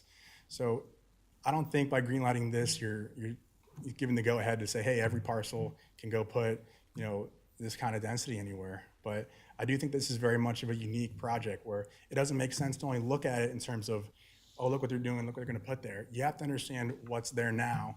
And that's why so many of the folks have been knocking doors all weekend over the last few months. And so many folks say, yeah, I know that place. And, you're going to fix it? Great. We've been waiting for that. That thing is bringing down our property value, right? So overall, I think most people are really excited about it. I've spoken to a lot of folks who are really excited about it as well. And like I said, I'm from here, so I want to be proud of what I put here. And that's all Thank you, I got. sir. Is there anyone else who wishes to speak in favor?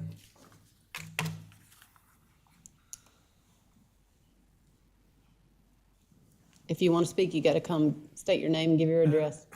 Madam Chair, I don't have a dog in this hunt.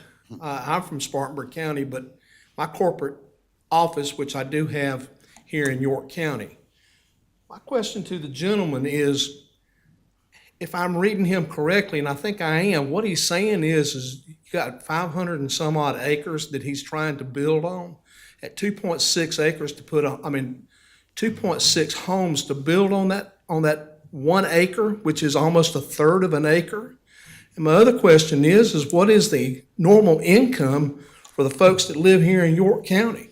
That's the only questions that I have. Like I said, I don't have a dog in the hunt, but it's just, something don't add up. Thank you, sir. Anyone wish to speak in favor?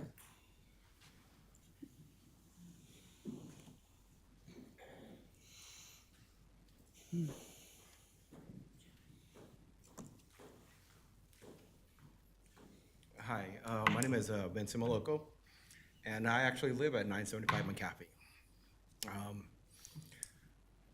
I came down to just get some information and see the map and see what they were going to talk about. Gentleman's right. The living conditions there are not great. A lot of the people there are low income, working people that can't afford a $200,000 home or mortgage, and I think it's a good idea. I like the idea that he's going to give us a first opportunity once they start the development, and they're going to work on the other side with the new entrants, and then give us an opportunity when the time arises to start moving us out of there when they're ready to move into the area where we are now.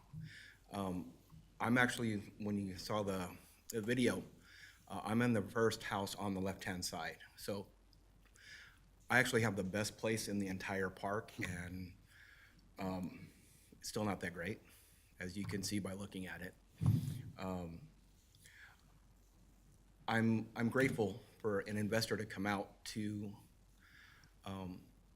make an opportunity for, there's people out there that want to have a nice place to live, someplace that's clean, that doesn't have trash all over the place, somebody that's going to invest their money and take their risk on the community to lift it up a little bit, give it a facelift.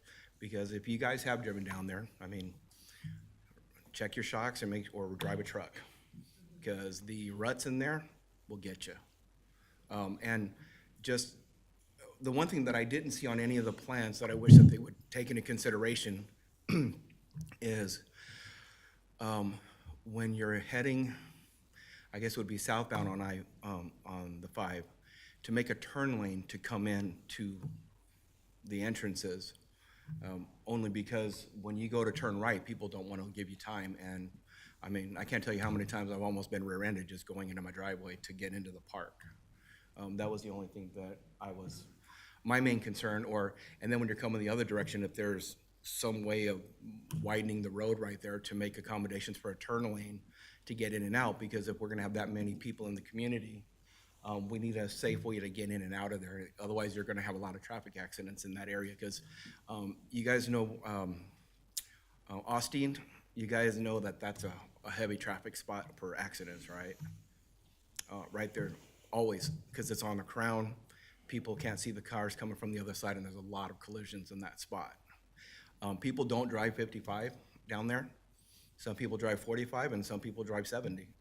And that's a dangerous spot for those of us that are going to be living in the area. I would like to talk to you afterwards as well. But I just want to say that I'm in favor of it, because being relatively new to the area and wanting a nicer place to live, because we've been looking for a place.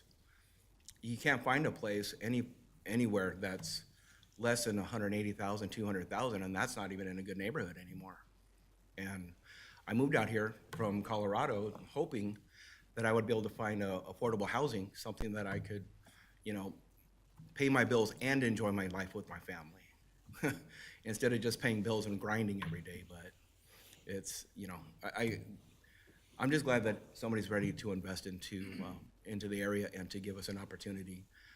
Many other people like myself that would take advantage of it and appreciate it. So Thank you, sir. I just want you guys to take into consideration that just one of the people that live there. Thank you, sir. Thank you. Anyone else in favor? Is there anyone who wishes to speak against this rezoning request?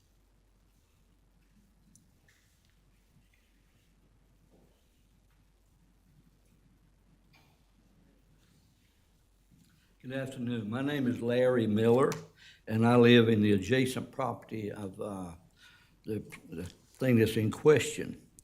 And let me share something with you, if I may. This elderly gentleman had a son, and the elderly gentleman had some acreage, some cows, cattle, other type of farm animals, had a big farm. And he told his son, he said, when I pass on, this will be yours. The elder gentleman had gotten up to some age. Excuse me. The young man looked at it and he was thinking, man, I could really do something with this. I could change this, build bigger barns, sell some of this off, build homes for other people, rent them out. And he said, yeah, Dad, he said, this is going to be nice. So the older gentleman held up a piece of plain glass. He said, look through this, son, and tell me what you see. He said, yeah, I see the acreage we have and all the cattle and the farm animals. He said, I see a lot of potential out there. So the old gentleman put some silver on the back of the glass. He said, look at this, son. He said, what do you see now? He said, I see myself. The elder gentleman said, what a difference a little bit of silver makes. I sat here and listened to what the gentleman has proposed, and it looks good.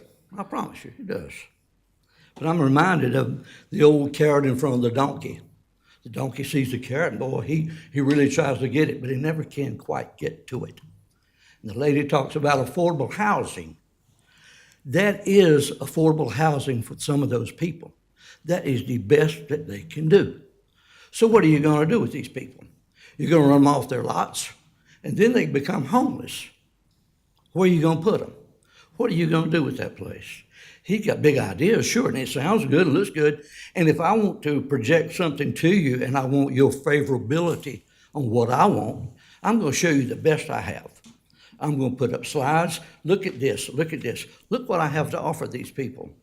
But those people can't take advantage of that. I'm sorry. I have gone down through there on occasions. And yes, it's deplorable. It's not the best in town, but it's the best those people can do.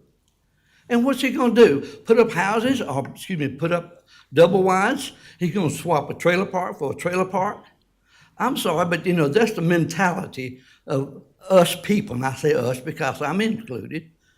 Who wants a mobile park next to your home? I don't. I'm sorry, but eventually it will deteriorate and take down the value of my home. So my question to him is, what is he looking through, the plain glass, or is he looking at himself in the mirror? Thank you for your time. Thank you, sir. Anyone else who wish to speak against? I would ask that folks please come forward. Thank you, sir. Staff, thank you for your time. I'm John Arnett. I live at 1452 Dove Landing Road. My property backs up to it. And for the same thing with Mr. Miller, what are they gonna do with the people that's there? Because affordable housing, I don't know if anybody's probably some of these manufactured homes. They're not all that much more affordable than a regular house. So where are the people gonna go? 349 units coming in, 2 kids, that's 700 kids. Where are you gonna put them in the schools?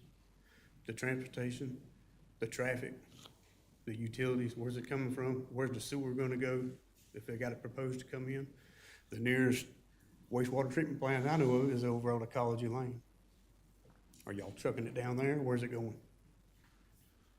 Thank you, sir. Anyone else opposed?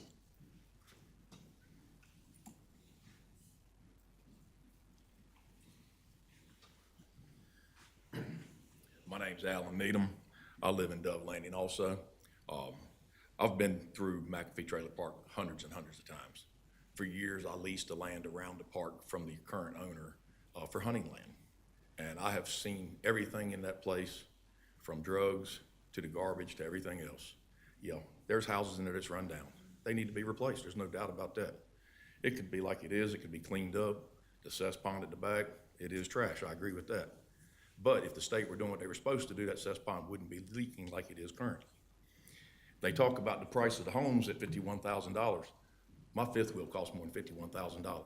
He hasn't talked about the price that they're gonna charge for the rent for the lot. They gotta bring in a home and put it on that lot. They're not just getting that house, they gotta pay that rent also. And as we all know, a mobile home does not increase in value.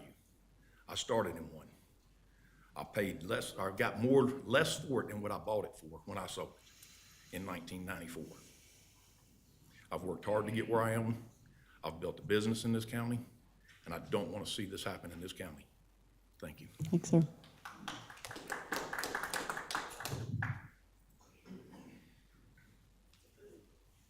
Good evening. Tommy Feemster, 2746 York Highway. Our family owns land on the, I guess it would be the north side. The general commercial, my uncles had a body shop at one time. Another uncle had a welding shop. That's why it's general commercial, but they're not doing that anymore. But the concern that I have would be with the turn lanes. I think there's a proposal to move one of the main entrances to the downhill side if you're coming from Rock Hill, where you go past the trailer park down the hill, that was going to be the main access, and the current or I guess the Rock Hill side was going to be gated off. So my concern would be is if you're looking back toward York, you got to look back up the hill with people coming down the hill to turn out, make lefts out. If it was going to be there, I would rather it be at the top of the hill where people are coming to the crest of the hill, making a left out, and that would probably be some major clearing on the south side of Highway 5 on the trailer park side. So make sure they had good sight distance, and that would be the concern that I had. I understand the need for affordable housing, but back in the 80s, I guess we kind of had the same thing where people would rent a lot, couldn't make payments on their home, and then it would get moved, and then somebody else, it would just recycle. So I guess I can see the mobile homes coming in and out, you know, with that many in there, there's going to be some turnover. And that would be my concern. As well as when they talk about the lot size, I think the minimum size is 2,000 square feet for the lot. If you look at the site plan, they all look consistently almost the same size. So that doesn't leave, you know, all the trees are going, it's condensed in there. So that would be my concern. But the traffic would be the biggest thing, and especially Shiloh Road. There's a lot of complaints about that. People wanting a signal, having a hard time getting out in the morning with long lines of traffic that come through in the morning. So that would be my concern. Thank you. Anyone else wish to speak against before we close the public hearing?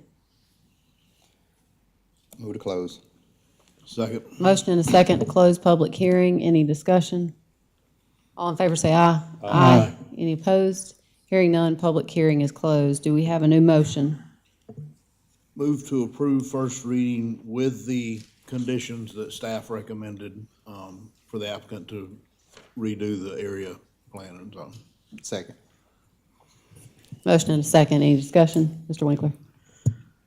I met with this applicant probably over a year ago and talked about it at that time, and I told him that on the surface, I liked what he was talking about and what he was doing.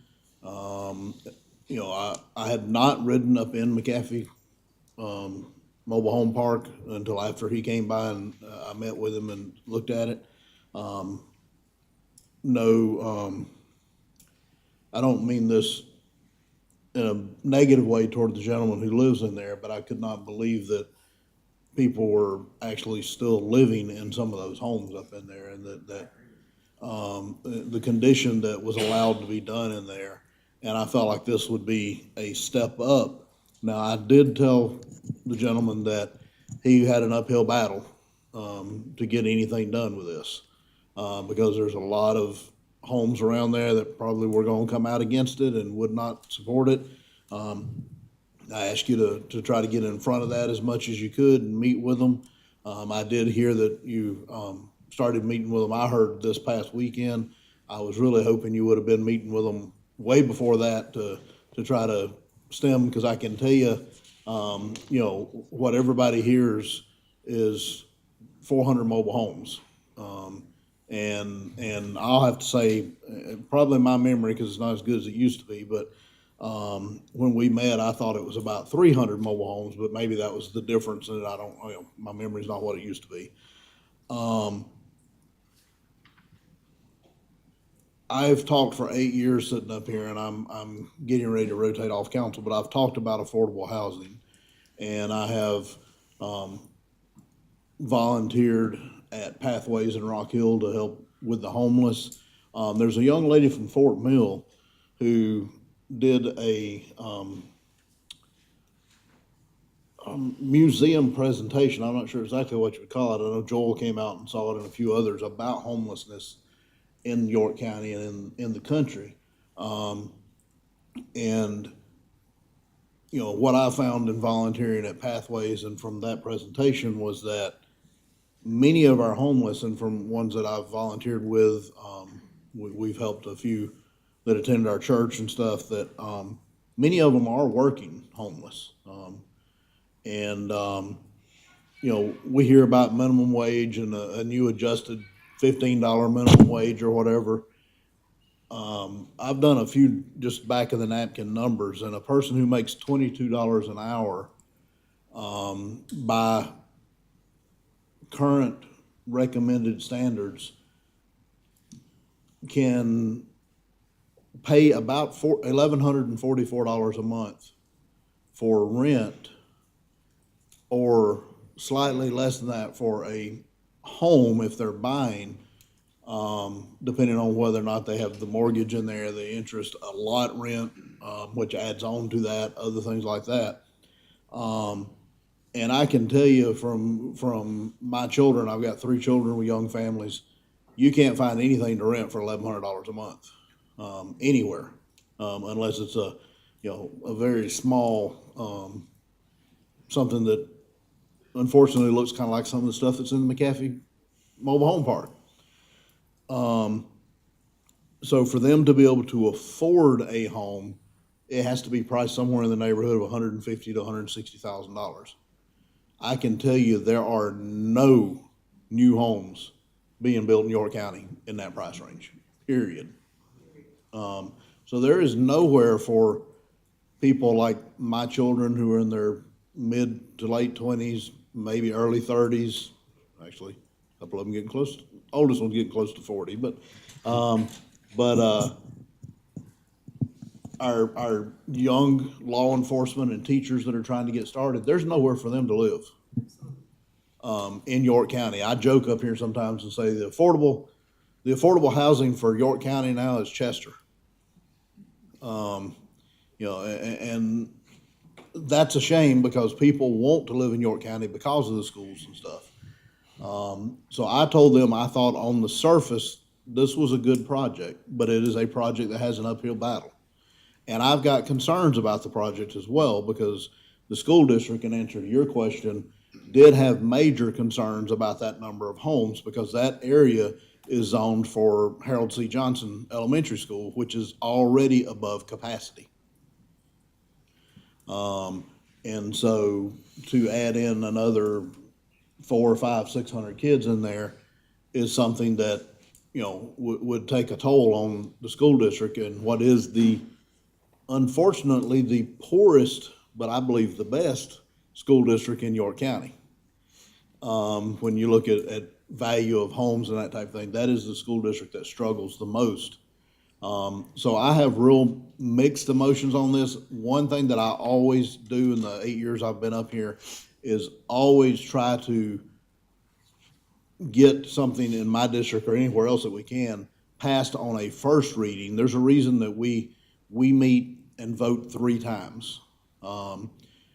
One, it gives us time to hear from all of y'all, and I've heard from quite a number of you today on my phone while I was home fighting with a bad well pump and trying to get running water back in my house.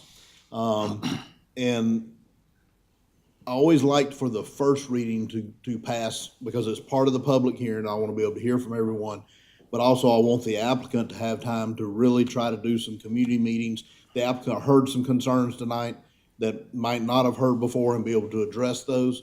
I think you'll hear from up here. It's probably a pretty mixed bag on most of council on whether or not they'll support this, and it'll get to a third reading. I don't honestly know at this point.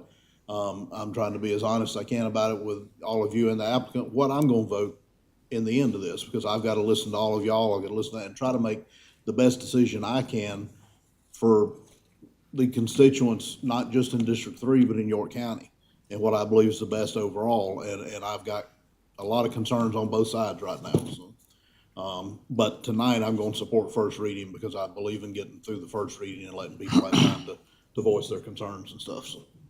Mr. Albert. Okay, thank you, Robert. First of all, I want to just first state that mobile homes, how they're constructed and transported, the quality of those homes are very good. To be able to be on a road and to be able to transport those, I think you've seen, and I've actually done a tour of manufactured home site before where they're building them, and the way they construct them and the ability for them to travel across roads, they are much improved, and I just want to share that with you. I'm going to be open-minded about this project here. Tonight, I'm not going to support this tonight, but I am going to be open-minded about this. I just want to point out a few statistics here.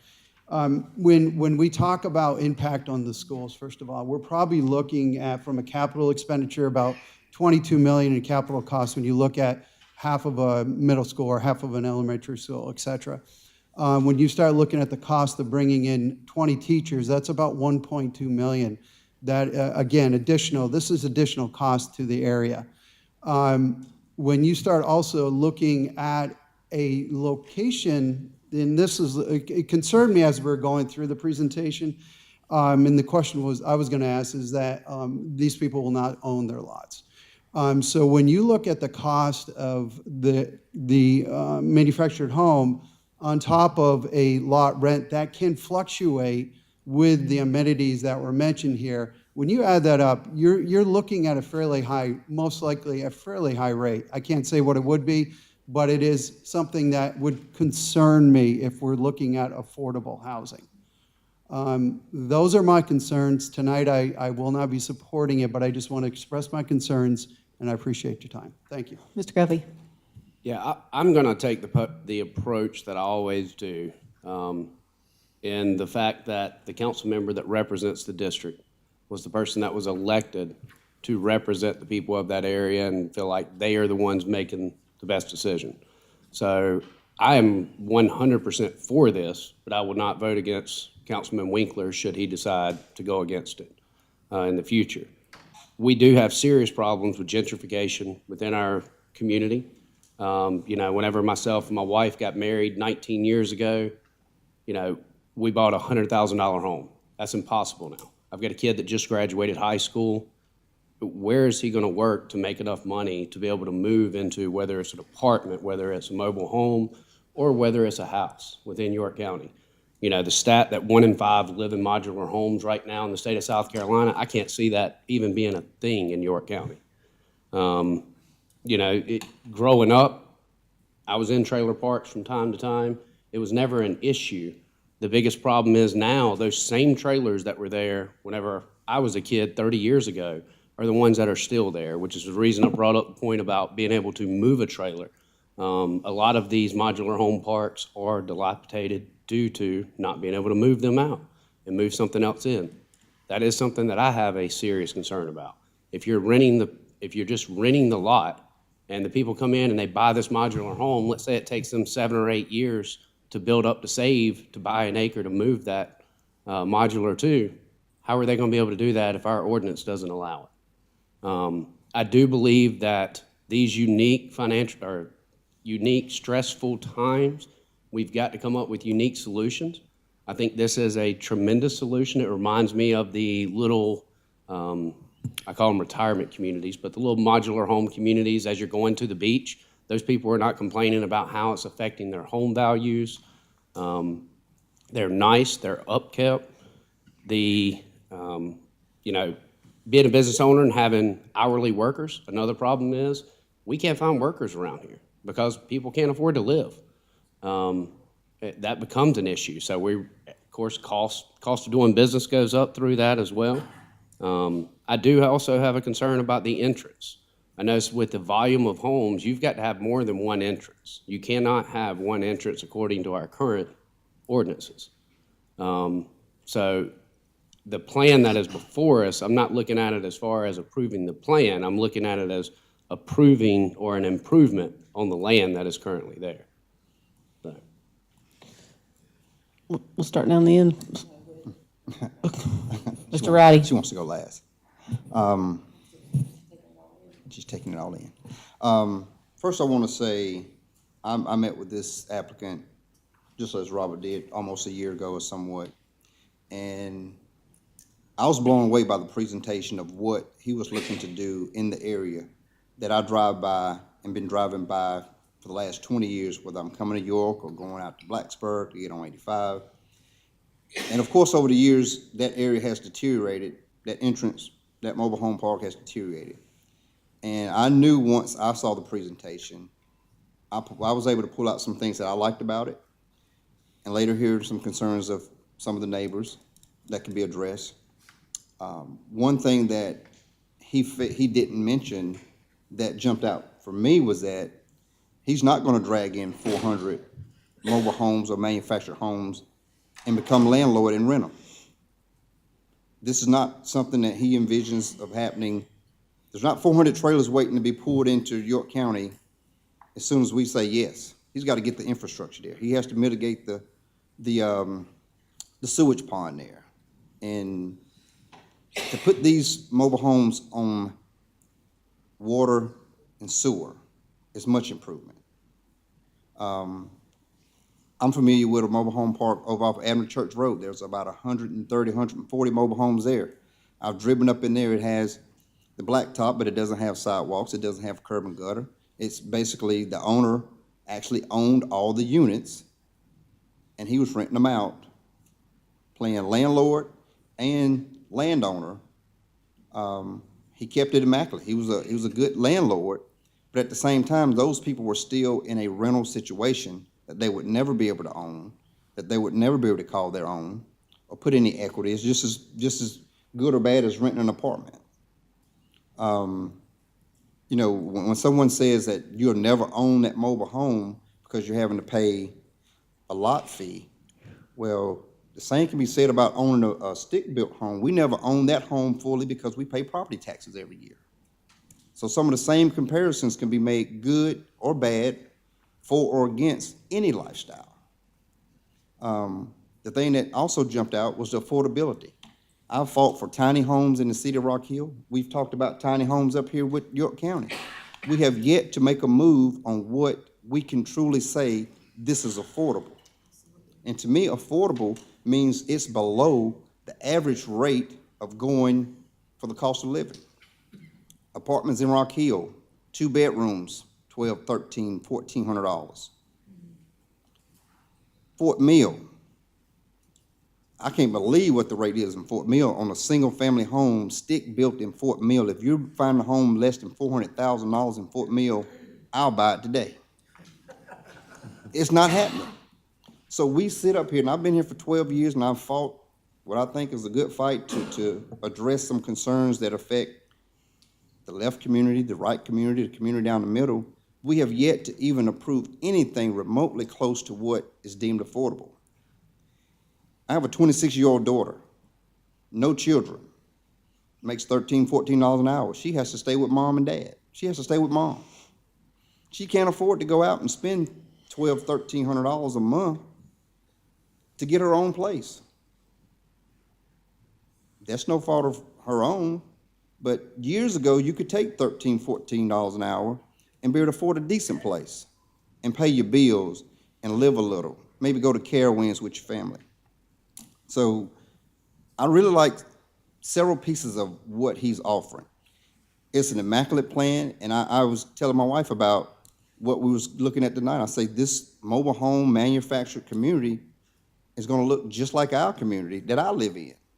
Paved streets, curb and gutters, sidewalks. The only difference is the family's gonna be in a manufactured home versus a stick-built. If this was a stick-built home on 155 acres with a density of 2.6, we would approve it hands down because the tax value would be millions on top of millions of dollars. And it's easy for anyone to come in and assume that every single mobile home or manufactured home buyer or resident is gonna put 2 or 3 kids in the school. Because if my daughter moves there, she don't have any kids. And we're talking about a project over, I think you said maybe 5, 6 years.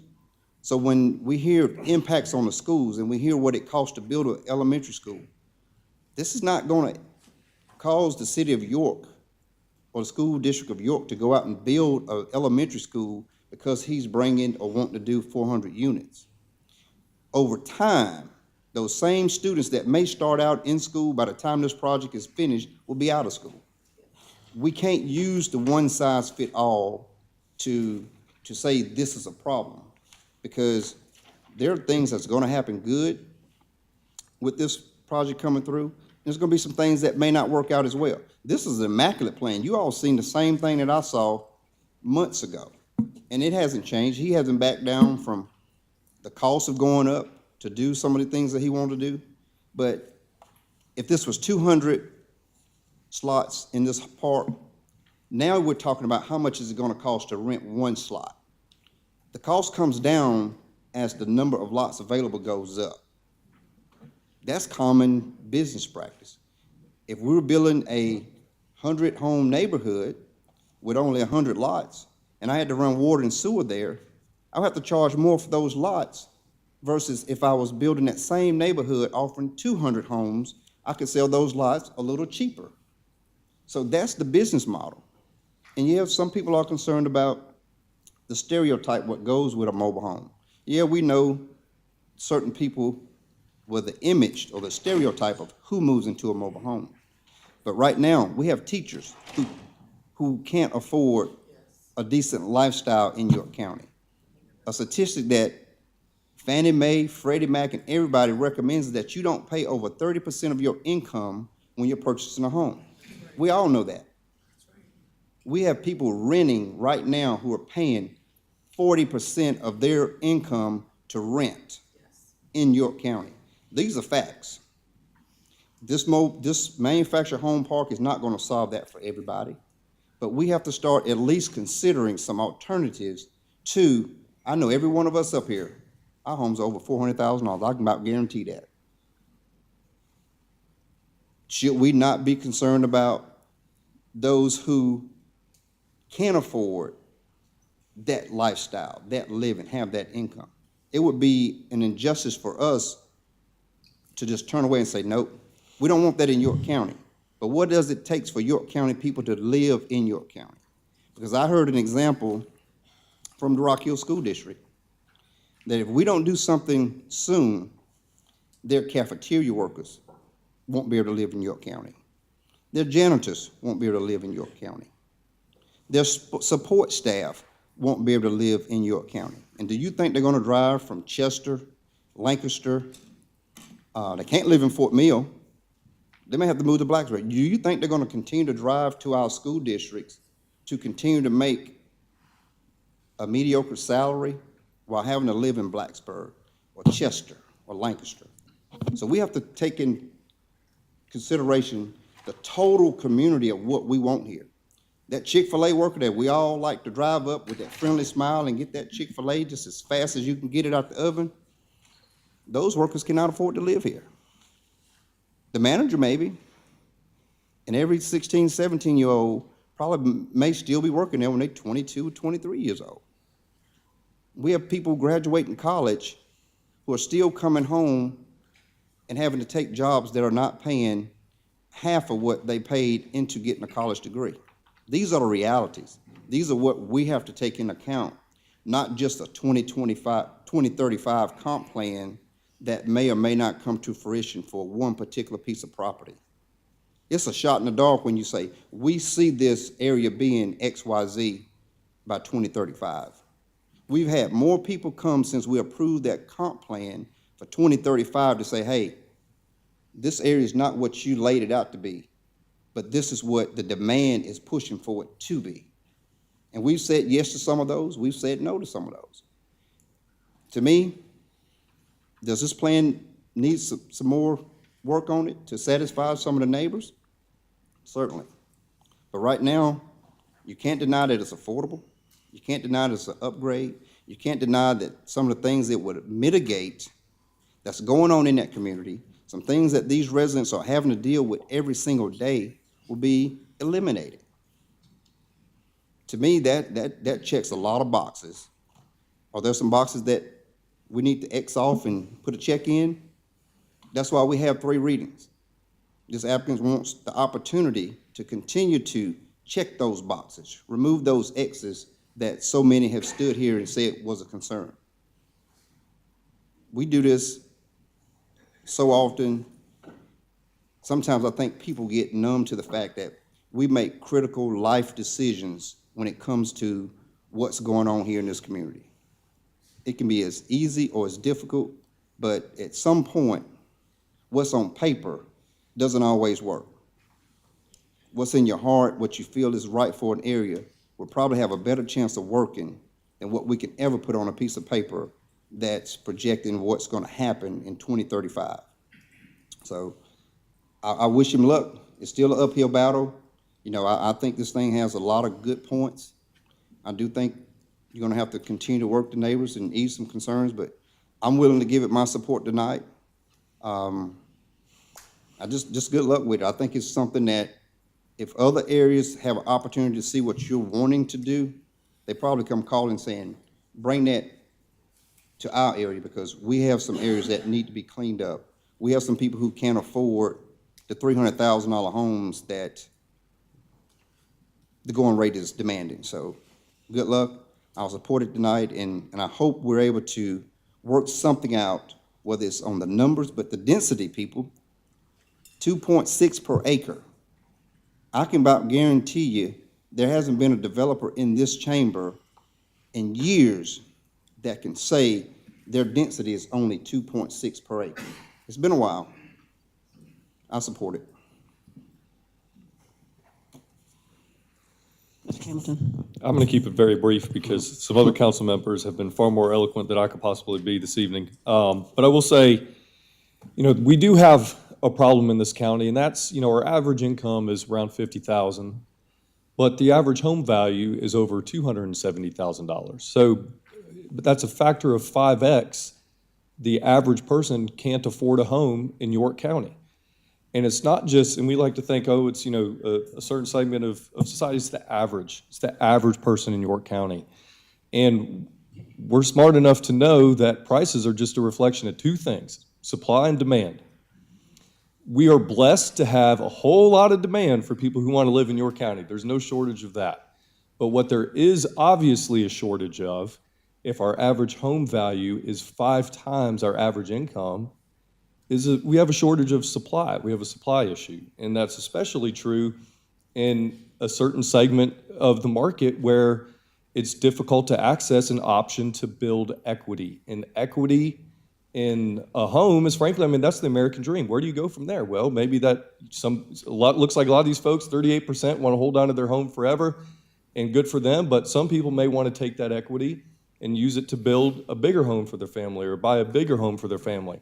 And if you're spending 40% of your income on rent, you'll never be able to save up the down payment to be able to do that.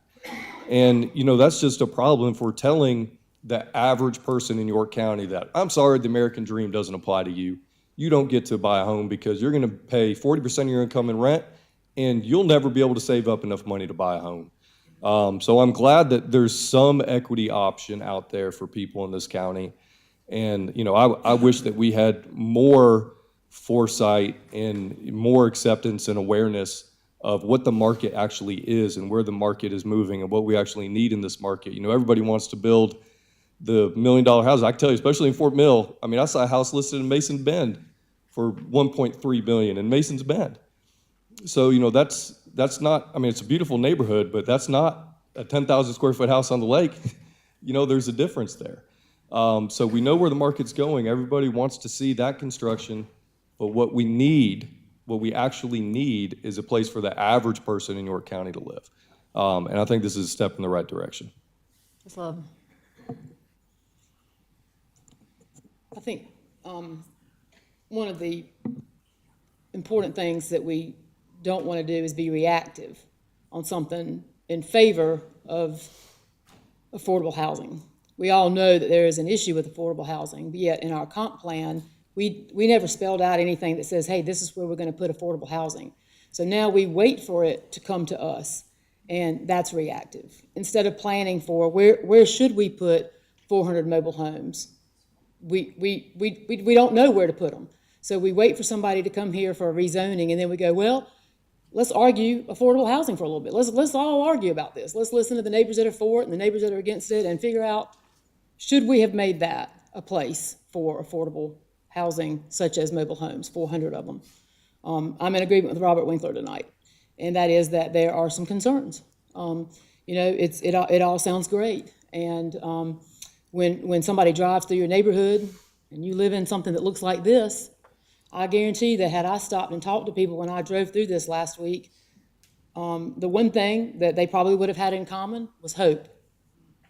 And I have hope for them, because I don't know where they're going to go, because I don't believe that they are going to move from this into the pictures that you saw tonight. I don't believe that they are even hardly going to be able to probably afford not only the mobile home, but the land that they're going to be paying to put a mobile home on. 38% of the people never sell their mobile home. So what we're doing is we're cleaning the slate, and we're working our way back to this. And I'm going to say one more thing, and it's not personal, because the people here tonight are not the people that I'm referring to. But York County has failed these residents, because nothing in this county should be allowed to look like this. We're sitting up here tonight, and we are worried about people and what they can afford. But we have failed these people, because this is what they're going home to today. And if you haven't ridden through here, it is shocking. I'm embarrassed that we've allowed this in York County. And I feel like, you know what, we do have to do the right thing for the people. The Planning Commission recommended that this developer go back and lower the density. I'm not familiar with a traffic study, but there is a lot of traffic on Highway 5, because it took me a long time to get back out of the neighborhood.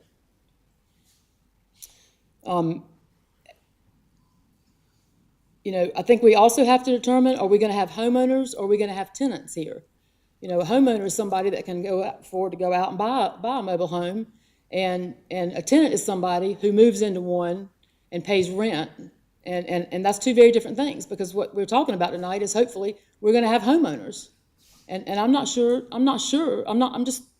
about that.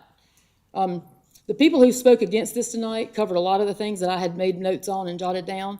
So I want to look back over this and be sure that I haven't missed anything. I was on the Comprehensive Land Use Committee for about a year and a half before I was on the Zoning Board of Appeals and then on council. You know, what's supposed to be there is probably half to 1 acre lots in that area. That is what's there. So when the developer comes up in front of us and he compares mobile home developments to what he's going to put here, that's not the comparison I'm looking for. I'm looking for the comparison that says, hey, this mobile home versus what's around this mobile home. Those are two very different pitches, in my opinion. I think that the school district is something to consider. We've got one school district with an $18,000 impact fee in place. We've got one school district with an impact fee that's probably a little too low in place in my district. And we've got a school district asking for an impact fee that we have not approved for them yet. 400 mobile homes is a big impact to the York School District. And I think we need to consider that because right now we are ahead of approving any impact fee. So I agree with you that that's a major consideration. And I agree that it's got to get through tonight because I think there's some more work to do between tonight and the second reading. But I just want to end with something that comes from my heart. The easiest people to take advantage of are the people who have hope. And I think that's where we are tonight. Thank you. We've had a lot of discussion. We've got 4 more public hearings that we need to get through, but this is Mr. Winkler's district. I'll allow him to ask questions, but we're not reopening discussion. Thank you. A couple of things. One, I want to make sure staff lets us know what our ordinance is on moving a mobile home. Because that was one of the things I liked about this was if somebody buys their mobile home and they're saving up equity to be able to buy a lot and move it out of there, I want to know if they're going to be able to or if they're going to be stuck there. And I want the applicant to think about what we can do to make sure it doesn't be somebody buying it, move it in there, and then turn it into a rental property. Because then we wind up with what we got now, and how we're going to keep that from happening 20 years from now. All these people are worried that it's going to look real good right now, and then 20, 30 years from now, it's going to look like it does again today. So those are concerns I have, and I think we need to address before the next meeting, just so that I can have a better feel for where I'm going to land on this thing. And the last thing I'll say is our police officers and teachers, many of them are in that $45,000 to $50,000 range, and they can't afford anything above, with one income above the $160,000 or $70,000 home, and there's none of those in the county. We all know that's a problem, but none of us want the problem fixed in our backyard.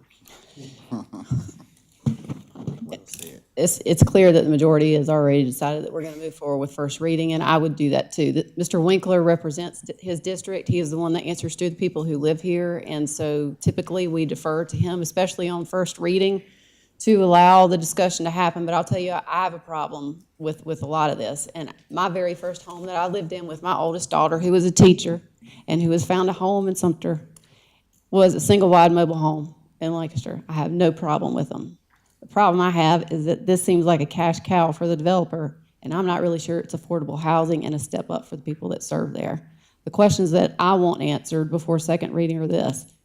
The applicant has come up here and said that the lagoon is leaking into the creek. That, to me, is a violation that the owner of the property should already have fixed, should already have been reported, should already be done before anything comes in here. And to suggest that you're going to double the number of parcels on this property that's allowed by right without having to fix that from the start, that is a failure. I would agree that that's a problem. I would like an answer to that question from staff.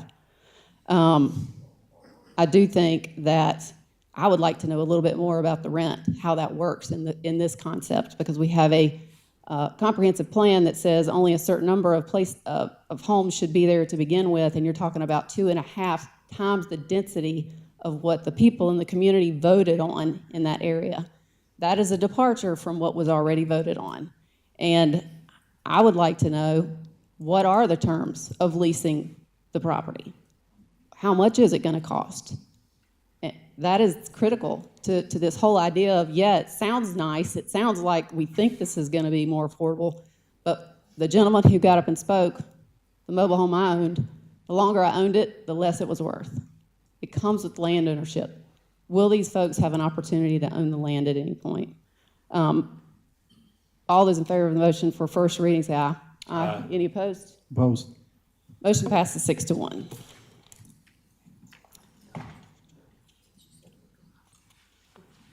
We move now to number 2, rezoning action. Hold a public hearing and consider first reading case number 22-10, tax map number 592-02-01-122 and 592-02-01-123 to rezone from RSF 40 to OI, 1.72 acres in District 6. Mr. Bueno. Yes, this one's a little bit more straightforward.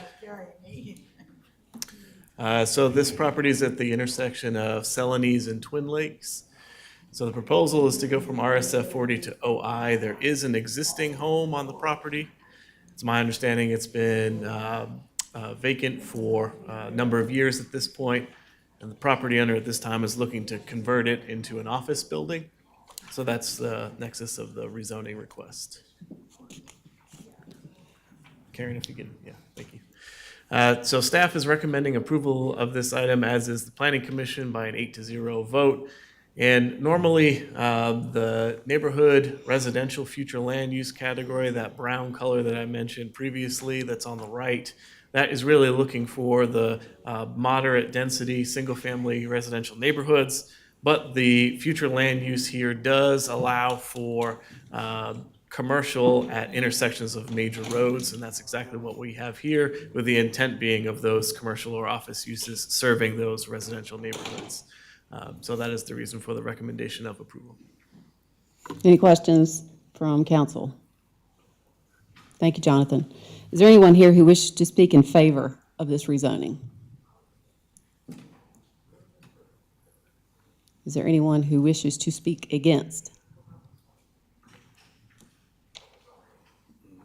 Move to close. Second. Motion and a second to close public hearing. Any discussion? All those in favor say aye. Aye. Any opposed? Hearing none, motion passes. Do we have a new motion? Move to approve. Move to approve. Second. Motion and a second. Any discussion? All those in favor say aye. Aye. Any opposed? Hearing none, motion passes. Number 3, rezoning. Hold a public hearing and consider first reading 22-11, tax map number 52500000012 to rezone from AGC to RUD, 14.02 acres in District 5. Mr. Bueno.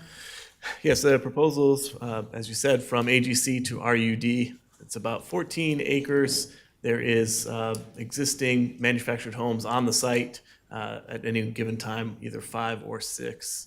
The proposal is to subdivide the property into 11 separate lots, all of which are in excess of 1 acre. If I could advance this. There we go. So there's the proposed sketch of that subdivision. The green there would be the residential buffer that would be put in place.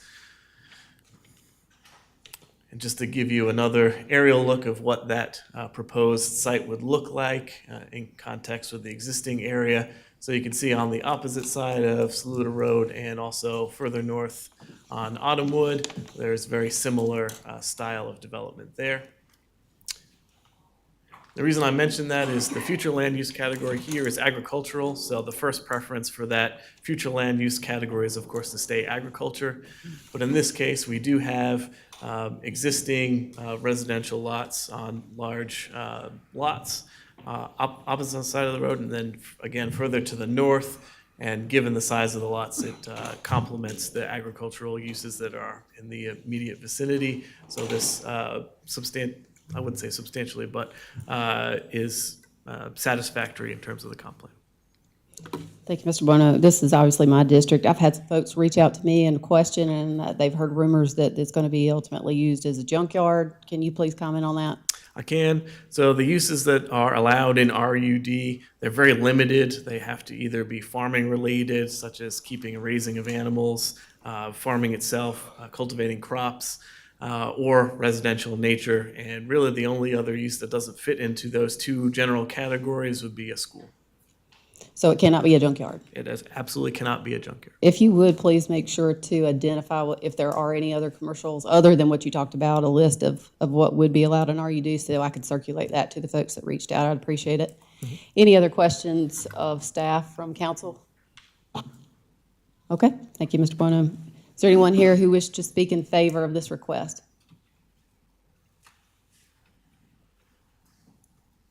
Is there anyone who wishes to speak against? I'm Gerald Matthews. I'm the neighbor of that property. I own one side and behind it, 1,700 foot approximately on it. This is ag land. I'd rather stay in ag land. The county council put it in ag land. I wish it would stay that way.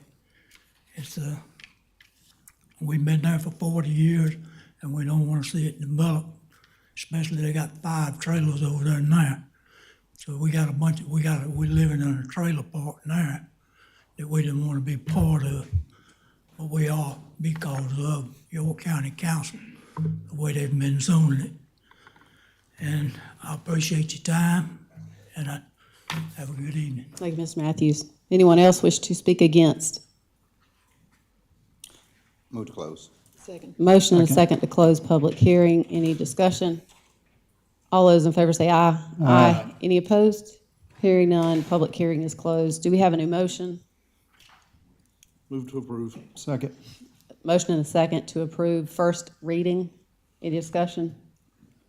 Just for purposes of Mr. Matthews, since you spoke out, I would like to speak with you after the meeting, and we can reach out and communicate, and I would like to go take a look at the property with you and see what concerns you have. I will allow first reading because it takes 3 readings to get something passed, and there were a number of folks who reached out who were in favor of it once they learned that it was homes, and they were much more happy with that than with some other use that would have been a commercial use. All those in favor say aye. Aye. Any opposed? Hearing none, first reading passes.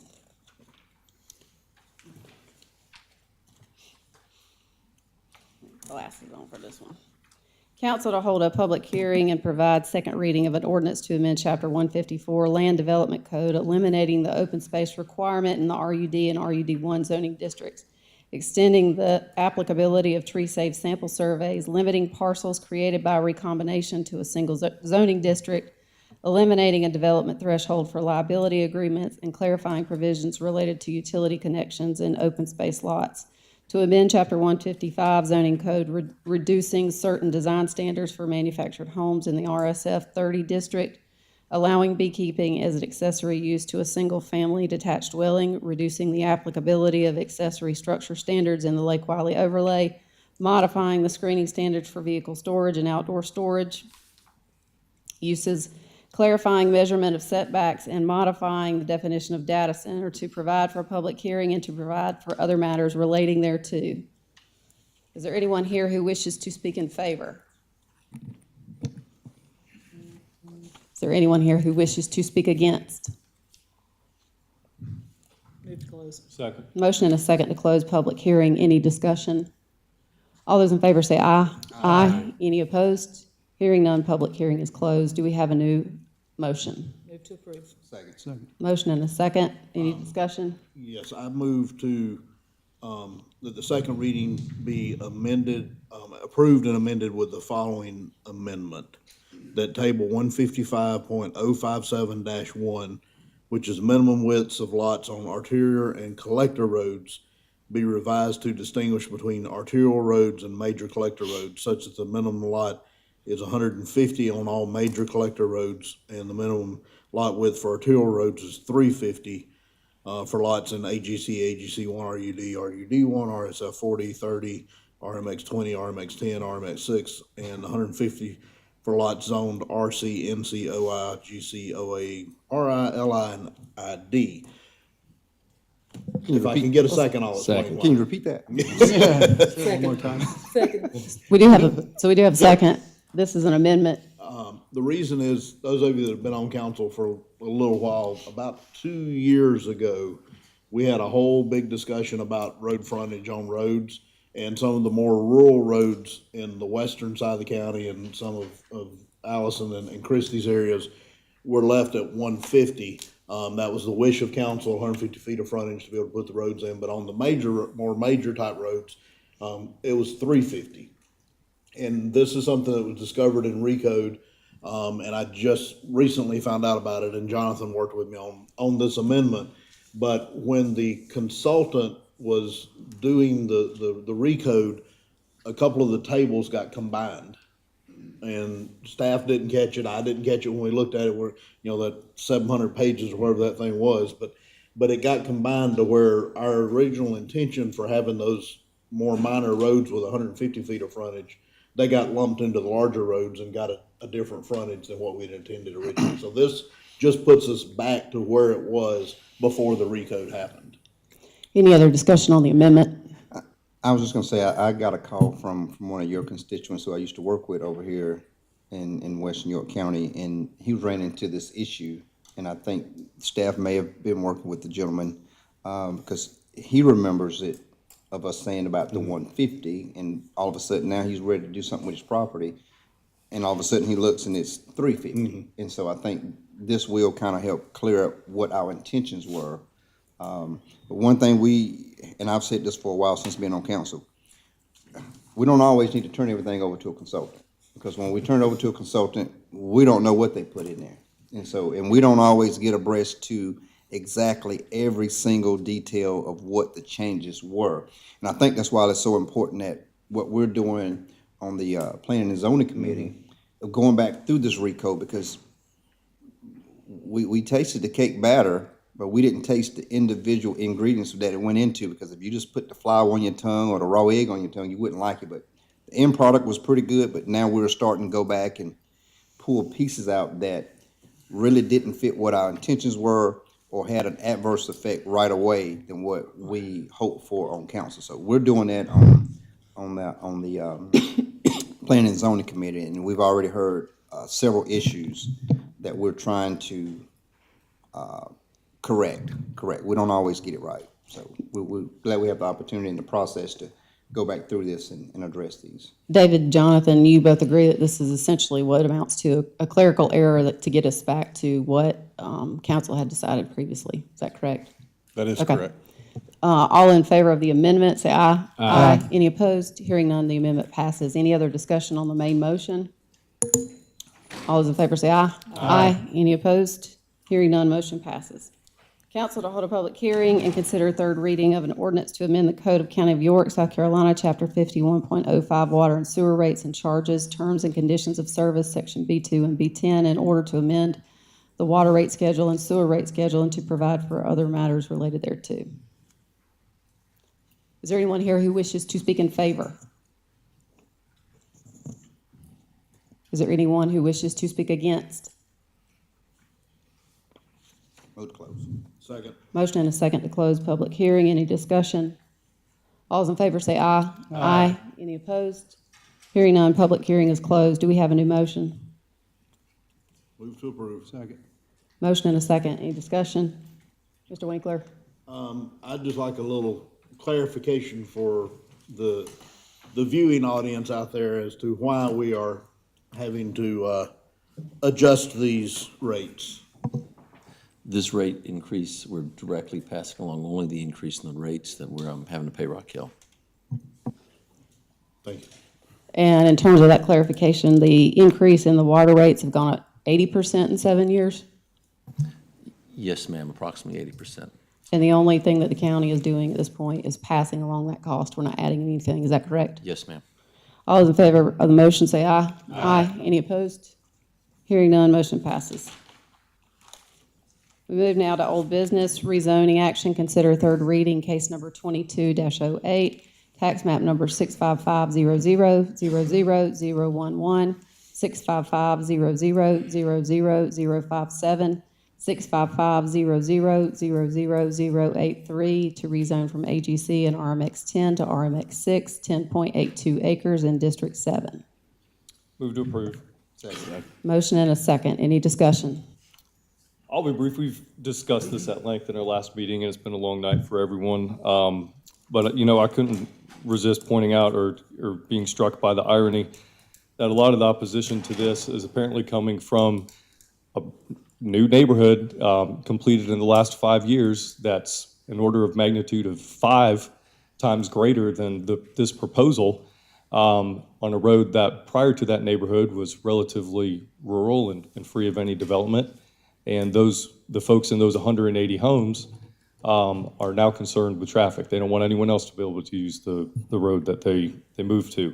Unfortunately, it's kind of alarming that there is that opposition, but I think more alarming is that the attitude seems to be that this body's default position should be to tell people what they can't do, and that we should resort to central planning and intervention and authority. And I have to tell you, I'm unapologetically conservative, and I believe in free will and individuals to transact business as they please, and that it's up to government to intervene only when there is a compelling reason for them to do so. The exact opposite of what has been asked of us.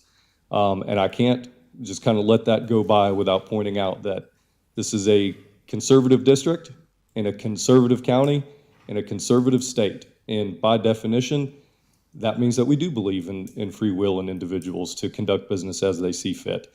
And here we have, the property owners who wish to sell their property to a builder who's going to build a fantastic product in a price point that is needed in this area. If there's not an impact to traffic, and frankly, even if there was, the neighborhood across the street where a lot of the opposition seems to be coming from is 180 homes. So, if they were that concerned with traffic, maybe they wouldn't have bought a home in that neighborhood. And it rings hollow to me that that's where the opposition seems to be coming from. I'm going to continue to support this, and, I hope that we can get through third reading tonight. Any other discussion? Yeah. Mr. Audette? So, again, as a conservative myself, spending 8 years on the school board in Fort Mill, we saw extended growth through the roof. 1,000 new students a year, every year for 8 years. It was just off the chart. Because of that, the capital expenditures went through the roof. And that impacted not only businesses, but residents in the area. Extremely impactful on the area. And because of that, we, as a elected official, myself, want to stand and fight for the fact that our school district has been hammered, and we need to be able to manage this growth to lessen the impact on our school district. One thing I do want to share with you, okay, and I hope you join me tonight in opposition to this. 2015, the town of Fort Mill approved just down the road from here, which is just around the corner on Pleasant Road, 931 units to go in. 930. This was in 2015. This is 1 mile from where this proposed townhome project's going in. They just started digging ground as of a month ago to start putting in these units. We are talking an impact of 700 plus students that most likely are going to come out of these 900 units, 931 units that are currently going in here. We've got Pleasant Road Elementary right now, as it stands, and Pleasant Road Middle School ready to freeze. Okay, so we're talking alone because of a decision that was made in 2015 that they're just starting, probably an impact on the school district of probably $42 million to build a new school. All right. On top of that, we're probably looking at $3 million of operating cost. All right. The time of approval, as time went on 8 years ago, we never thought we'd have more students than Rock Hill, but we do. We have more students. Okay. We're a bigger district. And we, as a council member, it is critical we look at the impact because this is extended cost. So now we look at this new project coming in, trying to get approved in 2022, okay? The impact on this is going to be exponential on top of what's currently going to be going on down the road from this project, okay? When we have a road that is a 2-lane road, and I know that they talked about it didn't, the what we call the tariff or the road review it was approved. But I just want to share with you, it was estimated 550 cars will be on that road in addition to putting this project in place, okay? I want to also ask you, what is affordable housing?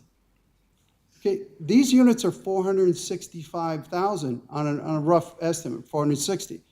Okay, I don't call that affordable housing.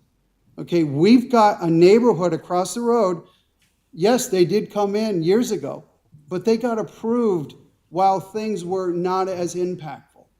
But now we've got a school district that's in debt of capital expenditure cost, and we as council members need to stand, all right, in with them in order to manage the cost that's getting pushed out to the public. This is critical. The planning committee voted 7-1 to vote this, to deny this. The staff denied this.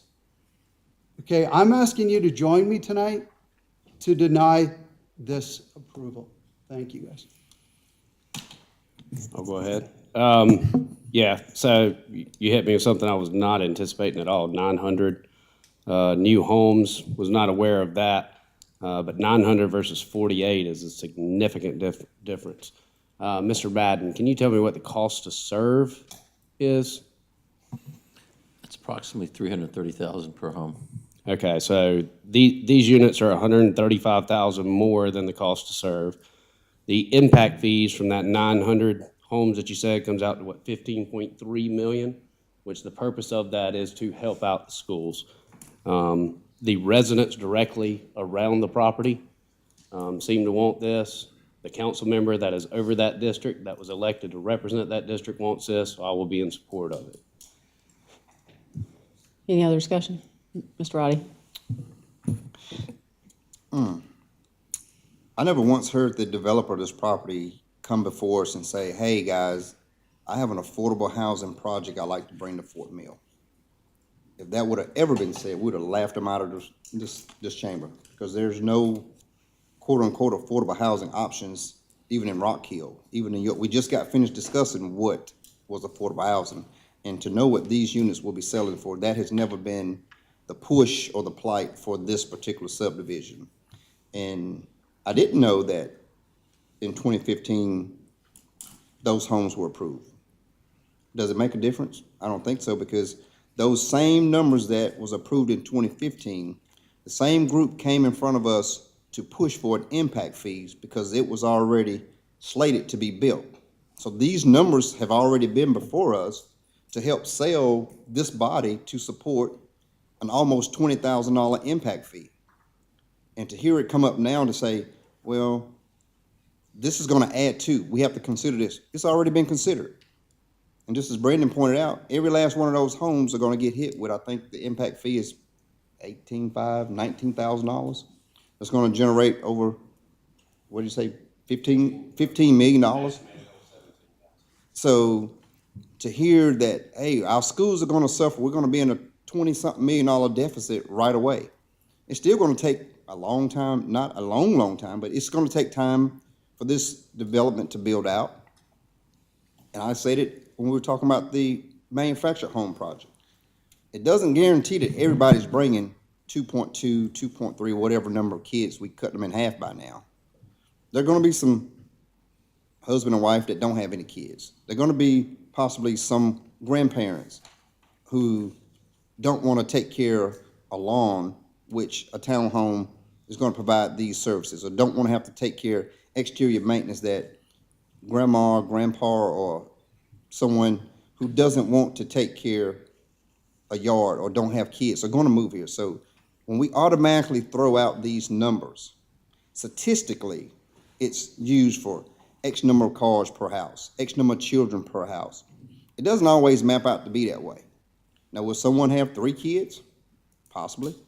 Could someone have no kids? Possibly. We don't throw those scenarios out. We always go for the hard hammering. Numbers can be manipulated.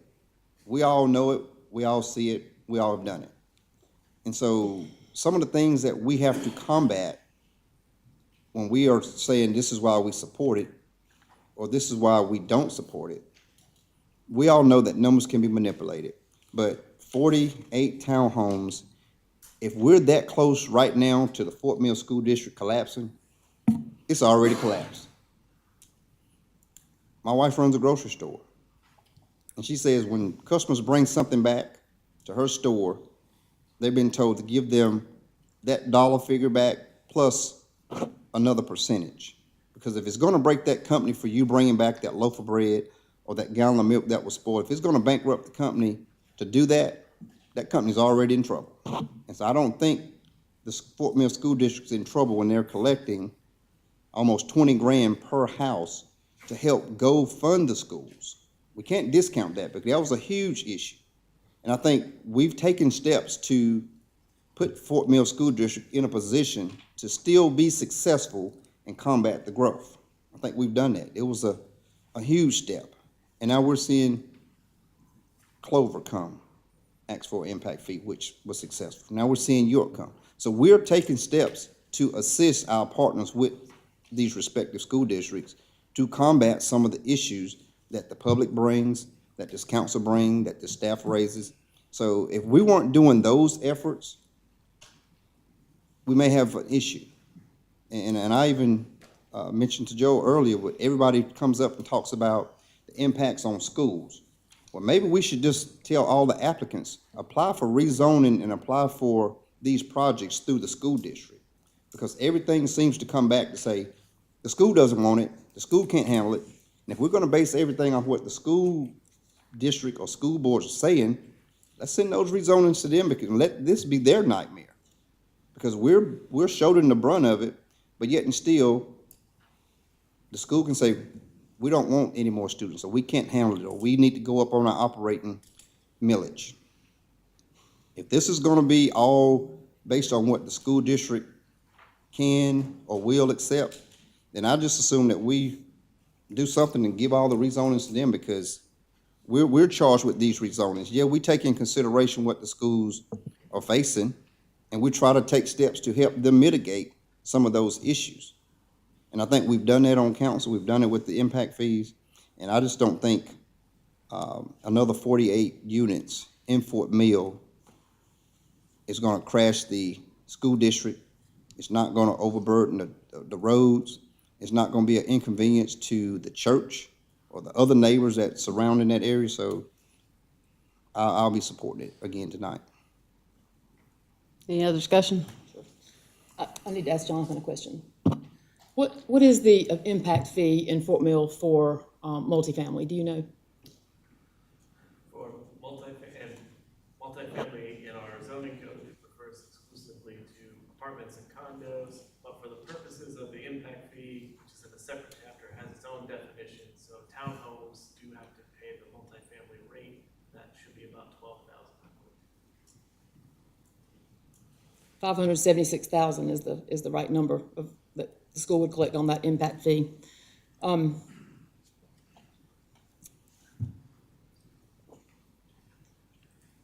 more you listen, the more you learn. I wish that I could have gotten ahead of some things in the Lake Wiley area, things just like this. The cumulative effect of rezonings being approved, on top of rezonings being approved, on top of rezonings being approved. If I could have gotten ahead of that, considering the fact that we haven't approved any rezonings in the Lake Wiley area since I've been on council, I would consider that a win. So I just want to tell you my thinking tonight is that I'm going to support Mr. Audette because that's not his district now, just like Lake Wiley wasn't my district then. But in 6 months, it will be his district. And I think he's ahead of the game. That's where I would have wanted to have been as a council person, now that I'm on it, but prior to being on it. The other thing that I want to say is this. Dear Clover, South Carolina, District 2, I hope that I'm never sitting in this seat and I have a council member say to me, my biggest fear is this. We're going to allow that rezoning because you've put an impact fee in place to offset this rezoning. The impact of this rezoning has already been offset. Because when they write that big check, in this case, $532,000 to the Fort Mill School District, that's how that's supposed to work. And what I have said from the beginning on impact fees, and I gave District 2 a very low impact fee for this very reason. I don't want anybody on this council to say,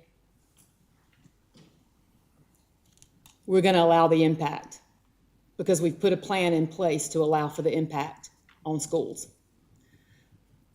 When the developer stands up and says that the trip generation is low, I promise you that the trip generation being low does not offset the biggest concern in the Fort Mill School District, and that is schools. So in this case, I don't think it's the right thing to do.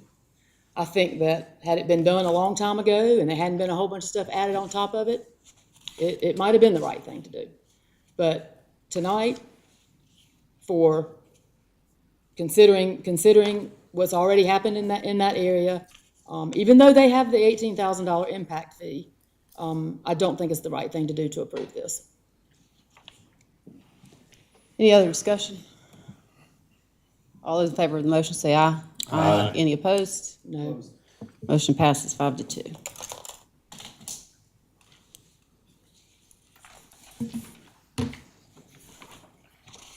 Are we at number 2 of old business?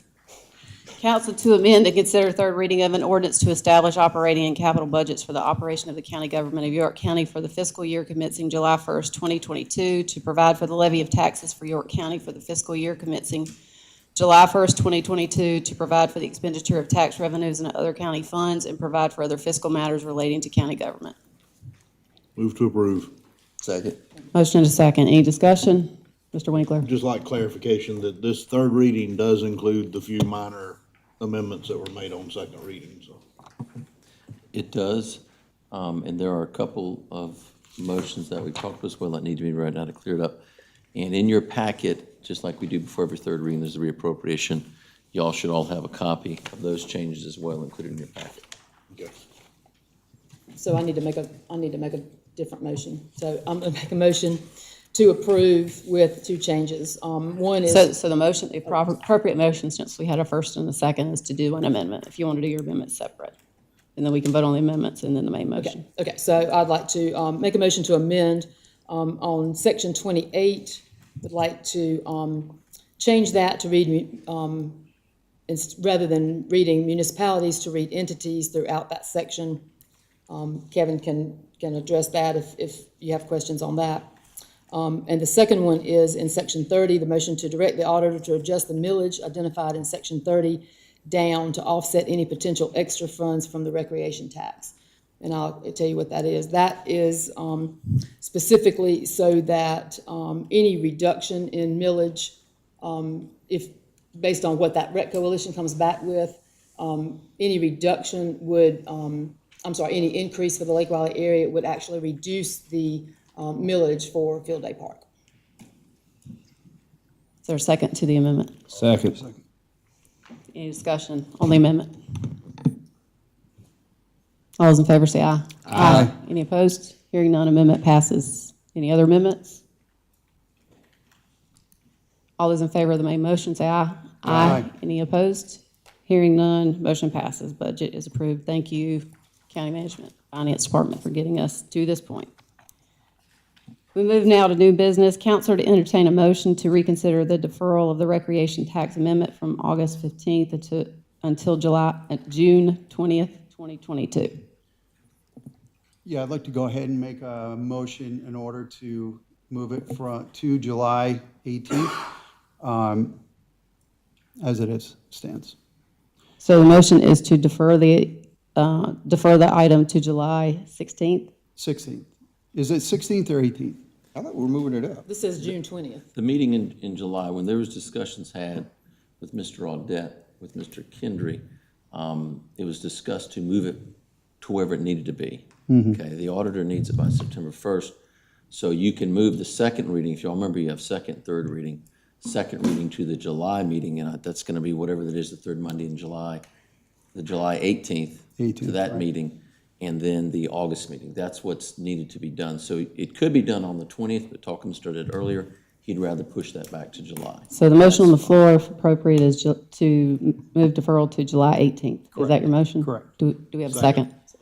Motion and a second. Any discussion? All those in favor say aye. Aye. Any opposed? Hearing none, motion passes. Council to approve updating memorandum of understanding between York County and the Catawba Regional Council of Governments as it relates to administering Davis-Bacon requirements for certain coronavirus state and local fiscal recovery fund projects. Move to approve. Second. Motion and a second. Any discussion? All those in favor say aye. Aye. Any opposed? Hearing none, motion passes. Council to approve the purchase of 6 portable 911 operator positions and 6 portable 800 megahertz radio dispatch consoles via South Carolina State Contract number 44000-21163 from Motorola Solutions Incorporated of Columbia, South Carolina for a total equipment cost not to exceed $493,612.68 as part of the coronavirus state and local fiscal recovery funds. Move to approve. Motion. Second. A second. Any discussion? All those in favor say aye. Aye. Any opposed? Hearing none, motion passes. We move now to item number 17 from consent. Council to approve a professional services contract with ADC Engineering, Inc. for $319,130 plus a 15% contingency to prepare construction bid documents for Ebenezer Park Phase 2 for campground, ranger station, site, and bathroom upgrades. So the reason I pulled this out is I think that something along these lines, when we are looking for these type of improvements, could go out to bid. And that would be my request, that we do go out to bid with this to see if we can get a better price. So the motion is to defer to allow for an RFQ or an RFP? RFP, yeah, so the motion would be for an RFP. Is there a second? Is there a second for discussion at least? Yeah, second for discussion. Management, can you comment on those? Yes. I'm sorry, was there a specific, I know you said you were. I think the question is the amount of the amount of this, considering that it is consulting fee, why it did not have an RFP. Are we getting the best price? What decision was made with that? Why it did not go out through that process? This was awarded based on our on-call engineering program. We have a number of on-call services that are provided. Those are bid out on multiple-year contracts where we have we qualify firms in a specific field based on the type of service they provide. So in this case, a design firm that's qualified to do design and park construction or anything like that. Once we qualify those firms, similar to doing an RFQ for individual projects, we do them for any number of projects that we may have coming up. Once that project is determined that we're going to make it a project, then we negotiate a price with one of our vendors that have already been pre-qualified. So I think in this case, what you're asking is not to award this to a pre-qualified contractor, but to go out for an additional RFQ, or I think you said RFP, where we would just bid out the project specifically to a design professional, with price being the factor for award. And I'll defer to Kevin on whether that's appropriate as per our ordinance for procurement. My understanding is typically with professional services, we would qualify the vendors based on their qualifications, not on price. And then we would negotiate the price. But if there's some other way to do that, then Kevin, I'd let you expand on that. Professional services such as the external audit that's done can be done through an RFP. Price is a component, but not the only component, and it's weighted depending on the whatever it might be. There'd be a team selected, and they would put the price. It's usually a small factor in the entire formula, but it is a component of that price. So I guess you may get a better price. You would still have, as Kevin said, that's a smaller component. It wouldn't be just issued just on price. However, this part of the reason we do on-call is to expedite projects as well. So you have a list of pre-qualified firms that can do the work, and then you negotiate the price. You want to comment on how long it may take to go back up to an RFP and award this, Kevin? I wouldn't know the exact time period on that. My guess would be in the months. You're probably looking at somewhere between, I would say, 3 to 6 months, probably 4 to 5 being most probable. So when was this work estimated to be done in this project? This is a 3-year. It's expected to take 3 years. This will be complete, this effort, yes. Okay, so if we did go out to an RFP, if it's a 3-year term. Again, at the end of the day, I want to save what we can to the taxpayers, and if it's a 3-year extended or exterior term as far as getting the work done, I feel it's worth seeing if we can save taxpayer money. I agree. I think it's a good example of maybe what those different, I've always had some question in the back of my mind about on-call. That word kind of scares me, because it sounds kind of like overtime or something, but I think it'd be a good example of what on-call looks like versus what sending something out for an RFP would be. I would just say, and I know I've had disagreements in the past about doing a local bid preference, but whenever we're doing RFPs, I agree on not basing it solely on price. So I don't think that is, we still want a decision, but I guess we're just wanting to have multiple proposals before you. Yeah.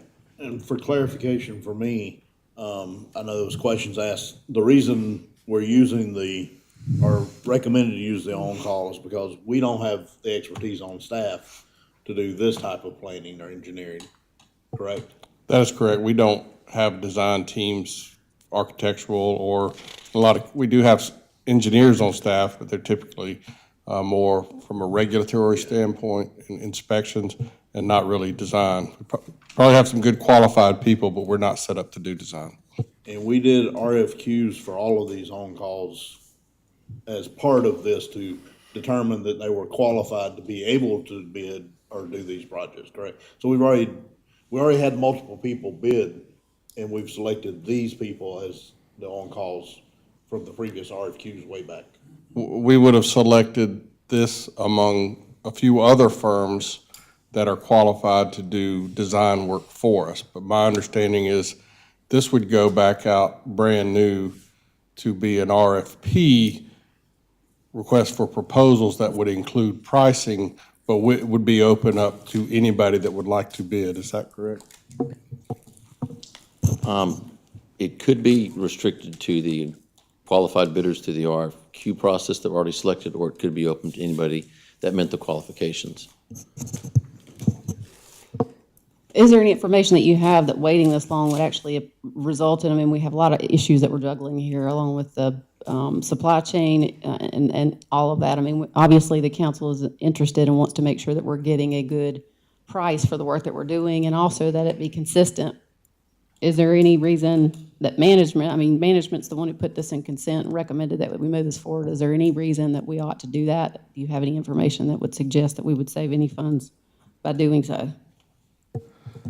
Well, I think, if you go back out to bid, you have the risk that pricing would come in higher, and with the inflation, and if you delay the project 6 months, certainly inflation has a probability of entering into when you actually do bid the project. Right now, I think bidding would take place fairly soon, so you could take advantage of pricing now. Now, when we bid it 6 months from now, maybe pricing will be even cheaper if we're into a recession at that point. So we don't really know, but I think what you're looking at saving now, right now we have a quote of $319,000. If we bid that out and save, say, $50,000 on the price for the design, and we're 6 months later going out to bid for a $3 million project, we could very well lose every bit of that savings to inflation on the new bid. So it's something of a gamble. I think our use of on-call is simply so we can expedite projects, select a firm that we are comfortable is qualified to do the work, and that's really why we do on-call. We don't do on-call for every single project. Really kind of in a lot of cases, they're smaller or things that we need to turn around quickly. I think if we had a $10 or $15 million, water or sewer line, we could probably bid that out on its own. I think this size project kind of lends itself to use of the on-call engineers, but that is totally up to council. Well, I think the process itself is to me is worth vetting out. And again, I don't know if it's specific to this, so it may not be. We may not want to delay it, and we may want to move forward. But I think the discussion about going out to bid on items is something that I think that we need to, I think, consider in certain aspects. Because I think that, again, at the end of the day, I know prices and everything, right? You got to get quality.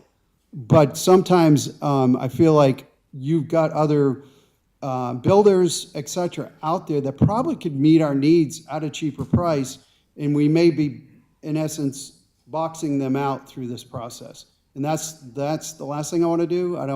I want to make sure we're giving the best bang for the buck to our taxpayers. And that's my concern. If I could just clarify, we typically use on-call for engineering services, which is a professional service. Certainly, when we do the project, we would bid that to the lowest bidder, lowest qualified bidder. And as with most everything we do, it's based on a bid, the lowest qualified bid. However, in the case of engineering services, professional services, we typically do an RFQ, which is what we've done in this case, and then negotiate the price with the most qualified firm. And just for clarification, this is a recommendation for this on-call to prepare bid documents to go out to bid for the actual work, correct? The bid documents, which include construction drawings and everything that would be needed to Design bid work. the project. So the motion on the table is currently to reject this. Is that remain the motion, or? At this point right now, I will withdraw my motion at this point. The more I think about this, and I think this has been a good discussion in regards to this. I feel that, and I think I think another discussion we should have at another time, and we have talked a little bit about, is a local bid process too, that would look at, getting as many local suppliers as we can as far as doing the work, et cetera. So I want to make sure we do have that down the road as an additional discussion. So I'm going to withdraw this at this point, and we'll move forward. Move to approve? Yeah, we'll go ahead and move to approve. Yeah. Motion, is there a second? Motion and second. I just want to say, I just want to tell Tom, I think we've come to our move to down the road discussion, because I've been saying something about getting a local bid preference for years. And it's good to hear someone else kind of start to try to formulate some ideas as to how do we work this in, because we spend a lot of money with what we do up here. And it's kind of sad to see that some of the people who are paying these bills, who live here in this county, are kind of seeing the door shut on being able to come into these chambers and get some of the work that they're paying the bills for through their taxes, through the fees and things that help run this government the way that we're running it. And we run a real tight ship here.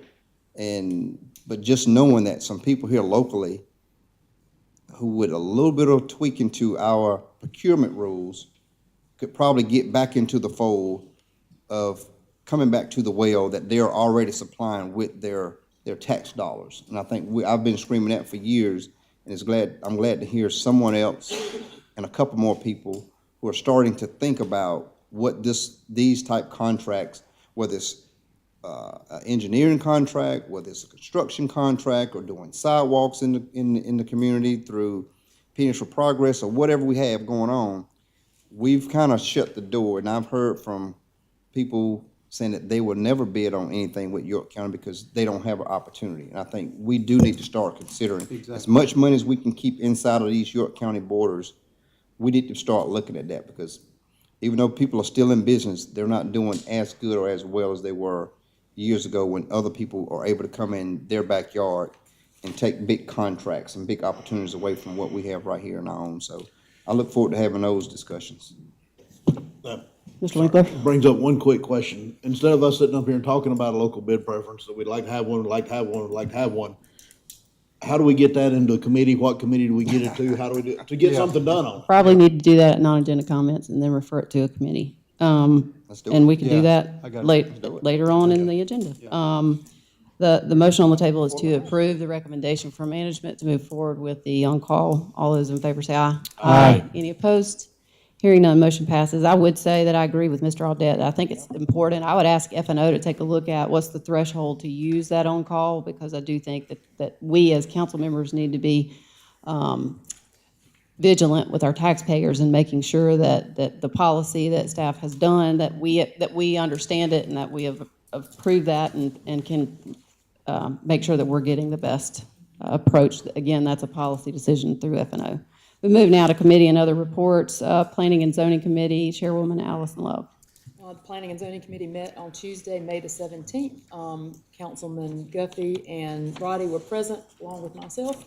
And we talked about RICO. Again, we're trying to get RICO, we're putting it through a strainer, I think sometimes, and that's a good thing, the end result. But we've had a lot of meetings, and we are going to continue to meet. We discussed beekeeping. We actually had a presentation from the guy from the Beekeeper Association of York County. We again discussed event venues. We deferred landscaping requirements, and we deferred that back to planning department, to the planning director, to come back to us with some recommendations on that, I believe. And I really don't remember what else we talked about that afternoon. So, but just in summary, we are still working through the just fine-tuning RECODE and looking for things. So if anybody has anything that comes up that you have a question about or something, and you feel like it's something that might need to be addressed, if you'll please just let me know. We can add that to the future agenda. Thank you, Ms. Love. Health and Environmental Protection Committee, Chairman Tom Audette. Yes, Monday, May 23rd, we had a meeting, myself, Councilwoman Love, and Councilman Winkler. We met with the Rec Committee, and we made a recommendation for them that they then took away, and we gave them a date of June 15th to come up with a unanimous decision on a plan that they all approved on. Now, when they come back on June 15th to give us whether they were able to come up with a joint 100% agreement, then we will bring that in front of the committee for a vote, and then from there, bring it back to the council. Again, if they don't come up with a unanimous decision, then we will then vote on bringing back the second reading as we were before. So again, I just want to share those steps. Those were done. Currently, the Rec Committee is now working on coming up with a joint agreement. Thank you, Mr. Audette. You got it. Economic Development Committee, Chairman Mr. Hamilton. Economic Development Committee met this evening at 5 o'clock. Present were Councilman Audette as well as Councilwoman Love. We did receive an update from our Economic Development Director, David Swenson, regarding some projects in the pipeline. We came out of executive session and voted to approve for the recommendation to council 2 FELO amendments, although one was contingent on some additional information that we're waiting on from our director. So there will be 2 coming hopefully shortly to our next meeting. Thank you, Mr. Hamilton. Council member, new non-agenda comments. I'll go ahead and start. First of all, I want to say I love this meeting. Completely long, but hit a lot of topics. Number one, I would like to see zoning for us to look into what it takes to move a mobile home, what those times, what the time periods are, how new they have to be. So if we have a development like that was proposed, we do have options for those property owners to be able to move it to another property. So I'd like to see that happen. Then we discussed local bid preference. I've got plenty of information on that, Councilman Roddy, Councilman Audette, so I'd love for F&O to look at that. And then finally, this has been something that's been very important to me. Whenever I ran originally, I ran on term limits. It's something that 85% of the population agrees with, but yet no one ever votes for it. Nothing's ever done. People just get in and talk about it. I found out that on a local level, we cannot propose that. So what we have to do is it has to change to the Home Rule Act on the state level. So what I would like to do is I would like to refer this to F&O and like to pass or propose a resolution based on term limits of 12 years for all levels of government, just to state the intent of the will of council. And the purpose of that does not change anything immediately. That gives a resolution for York County to state where we stand. Hopefully we can get some of the other larger counties on board as well. And then our state legislator will actually have some ammunition to actually make a difference and force a change for term limits. And last but not least, we've got 2 council seats coming up for June 14th for the primaries. So make sure that you get out and vote. Councilman Joel Hamilton and Robert Winkler's seats are up, so make sure you get out there. Thank you.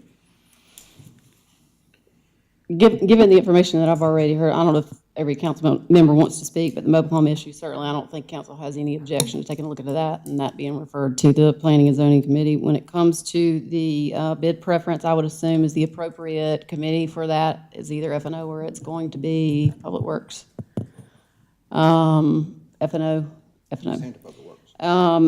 When it comes to the term limit issue, I mean, obviously, my position has always been, and I think that it is, it's a state law. We can't affect that. It's up to the people. One of the most influential and one of the best men I knew served 22 years on the local level, and people can get your hands on you on the local level. Look, we've had people who have taken out people that have served for a long time, and that's because you can get a hold of local people. Federal and state level, that's a little bit different, but certainly don't have any issue, and I understand that there's a majority of council that wants to have this, take a look at it, but that will be referred to F&O as well, as they're the ones to take a look at that. We do have, any other non-agenda comments? Were there any down there? I don't want to. I guess Mr. I'll Winkler. just, I think to make it official, I think the way we're supposed to do this is tell everyone what, we're gonna have a meeting and what we're gonna discuss, so F&O next meeting, I'd like us to have on the agenda, the reviewing the on-call ordinance, and the local bid ordinance, looking at something for that and recommendations for that, and then discuss term limits, a resolution to support term limits, so. Real quick, tomorrow I'm actually going to be having an additional meeting with Keystone, our substance abuse group that we work with, to get additional information that I want to report back to you all on. I think that what was brought to our attention, in regards to the impact of fentanyl in our county, et cetera, I want to dig deeper and look at how, again, we can continue to partner with this organization. So I'm going to have a meeting with them tomorrow. I just want to share that with y'all. Mr. Hamilton. I would be remiss if I didn't mention that, this evening, June 6th, also serves as the 78th anniversary of D-Day, when 156,000 Allied soldiers and almost 196,000 naval personnel stormed the beaches of Normandy and began the very bloody process of liberating Europe. So I think we should all take a moment of silence to acknowledge the over 10,000 men and women who lost their lives that day.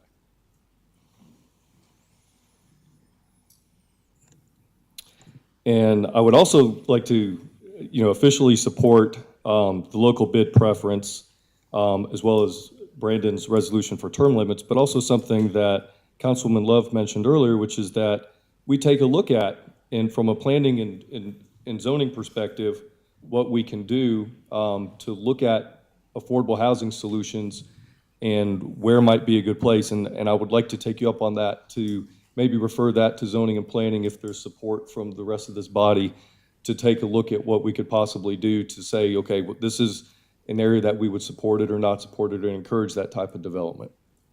I think we're happy to take that on. Mr. Roddy.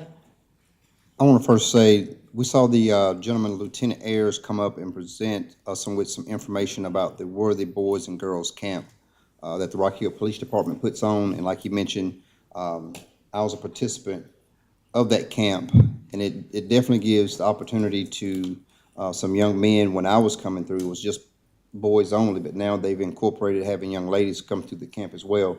But it's like you mentioned, it's a totally free camp that gives, I would say, a lot of kids who are from a lower income perspective, the opportunity to go off to camp for a week, because nowadays camp fees for anybody to go to, whether it's a Y camp or a Bethel camp or wherever they're going, all for a week costs hundreds and hundreds of dollars nowadays.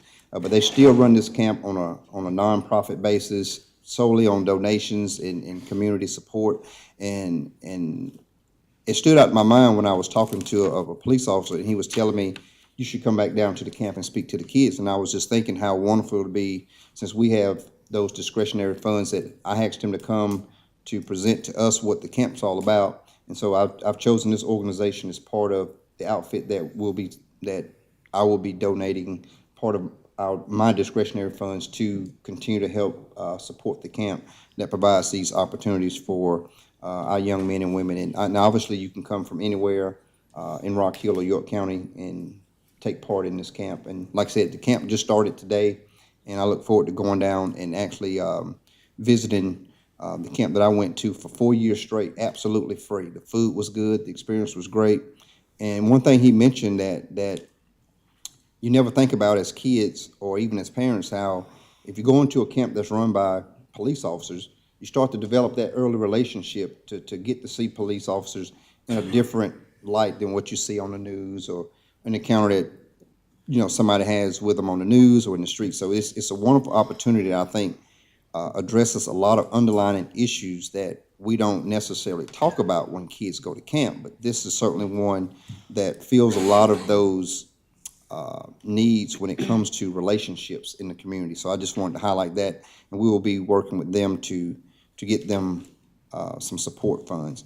And also on the issue with local bid preference or whatever we're going to call it, I definitely support that. I do take a little issue with the resolution for its term limits, because I've always on the belief that the voters decide how long you stay in office, not just a legislative process.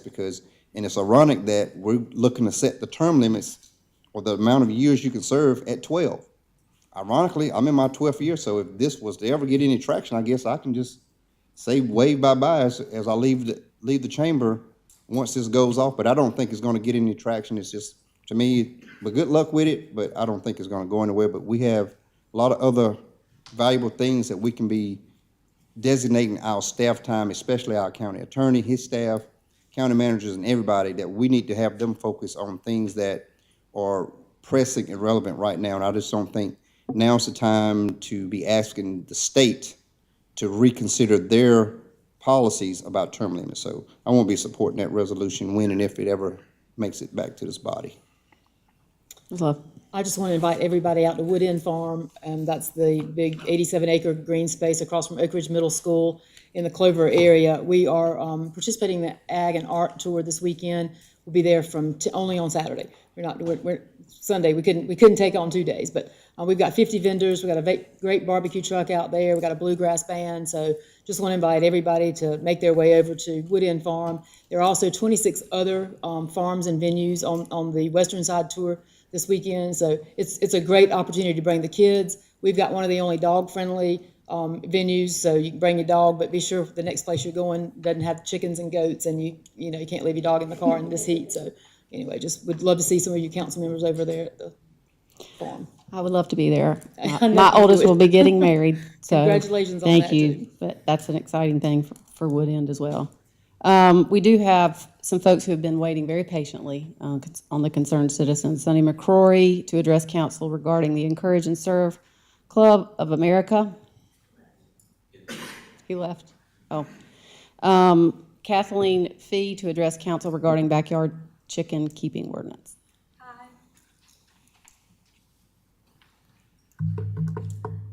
I apologize in advance. I'm not the greatest public speaker, so bear with me. I'm gonna try my best to keep everybody engaged, though. I'm pretty good at that. Hi, I'm Kate. I live at 532 Rutledge Drive, right in Catawba. I moved down here from the Jersey Shore, so you can only imagine the change. I was never allotted the opportunity to have chickens before, and I got here and kind of fell in love with them. It came to my surprise when I found out I was not allowed to have 13 chickens, which I had. And I ended up having to rehome 7 of my chickens. So you can imagine I was pretty upset.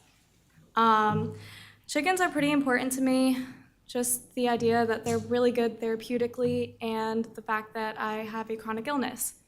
So eggs are a huge staple for my diet. I kid you not, I go through way too many eggs in a week, and that's just me alone. I'm not the only person in my household.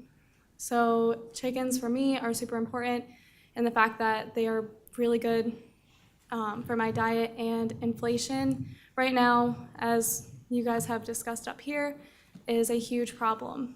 So the cost of gas and going to the store to get more eggs that cost more to drive home is really not that fun right now. So for me to have backyard chickens, it's pretty easy for me to maintain. I mean, they're quiet, they don't bother people, they're fenced in. Mine are fenced in, so they weren't ever a problem for anybody. I mean, dogs get out all the time, so for me to have chickens that stay in my backyard and can't get out because their wings are clipped, to find out I can only have 6 when they aren't a problem for anybody, it just kind of shocked me. So I came up with a plan that I would like to share with you. So I would recommend a limit for people that do not have a enclosed area for chickens. So I can keep my chickens fenced in my backyard. Not everybody has that opportunity. So I can understand the chicken limit for them. I would start this at 24 weeks for them, because before that, chickens can't be sexed. You can't tell if they're going to be roosters or if they're going to be hens. So if somebody wants to raise chicks for those 24 weeks until they can decide which ones are hens to keep, that would be a lot easier for them. For me, being able to have as many chickens as I want, because I mean, they're not really a concern. What's the difference to my next door neighbor if I have 6 chickens or 12? I can understand roosters can be loud, but dogs bark at 2, 3 in the morning, and that's just accepted. But I moved down to the country to be able to have the opportunity to have more animals, and I'm not registered as a farm or anything, but 4 minutes from me is 2 farms that can have as many chickens as they would like.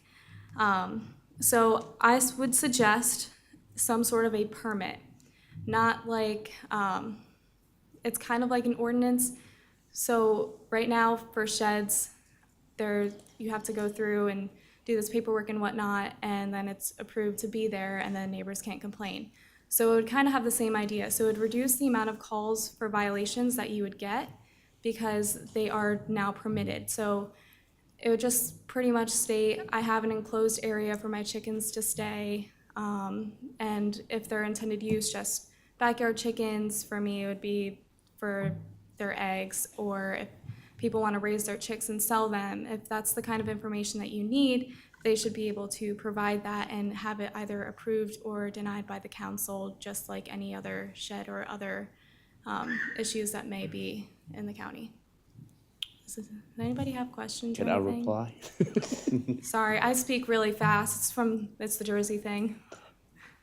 Thank you, Ms. Fee. We typically don't engage, but council has, you're more than welcome. We're actually going to take a little break before we do executive session. You can exchange numbers, and I'm sure he'll be the first one you'll want to talk to lobby for that. Thanks. Do we have a motion for executive session? We do. I move that we go into executive session for the receipt of legal advice relating to litigation updates, also for the receipt of additional legal advice relating to GTRE LLC, also for the receipt of legal advice relating to Blue Granite. Second. Motion and a second. Any discussion? All those in favor say aye. Aye. Any opposed? Hearing none, we'll move into executive session in 5 minutes.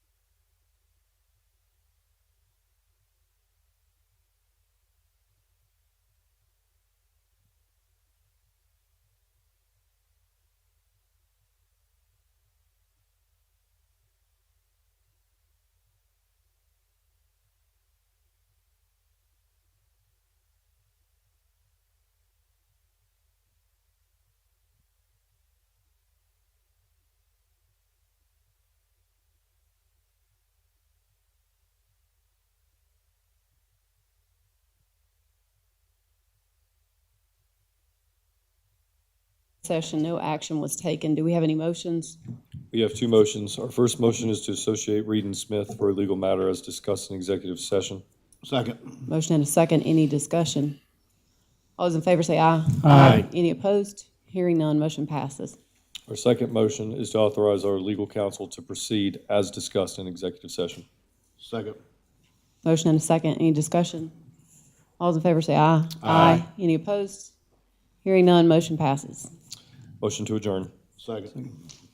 All those in favor say aye. Aye. We are adjourned.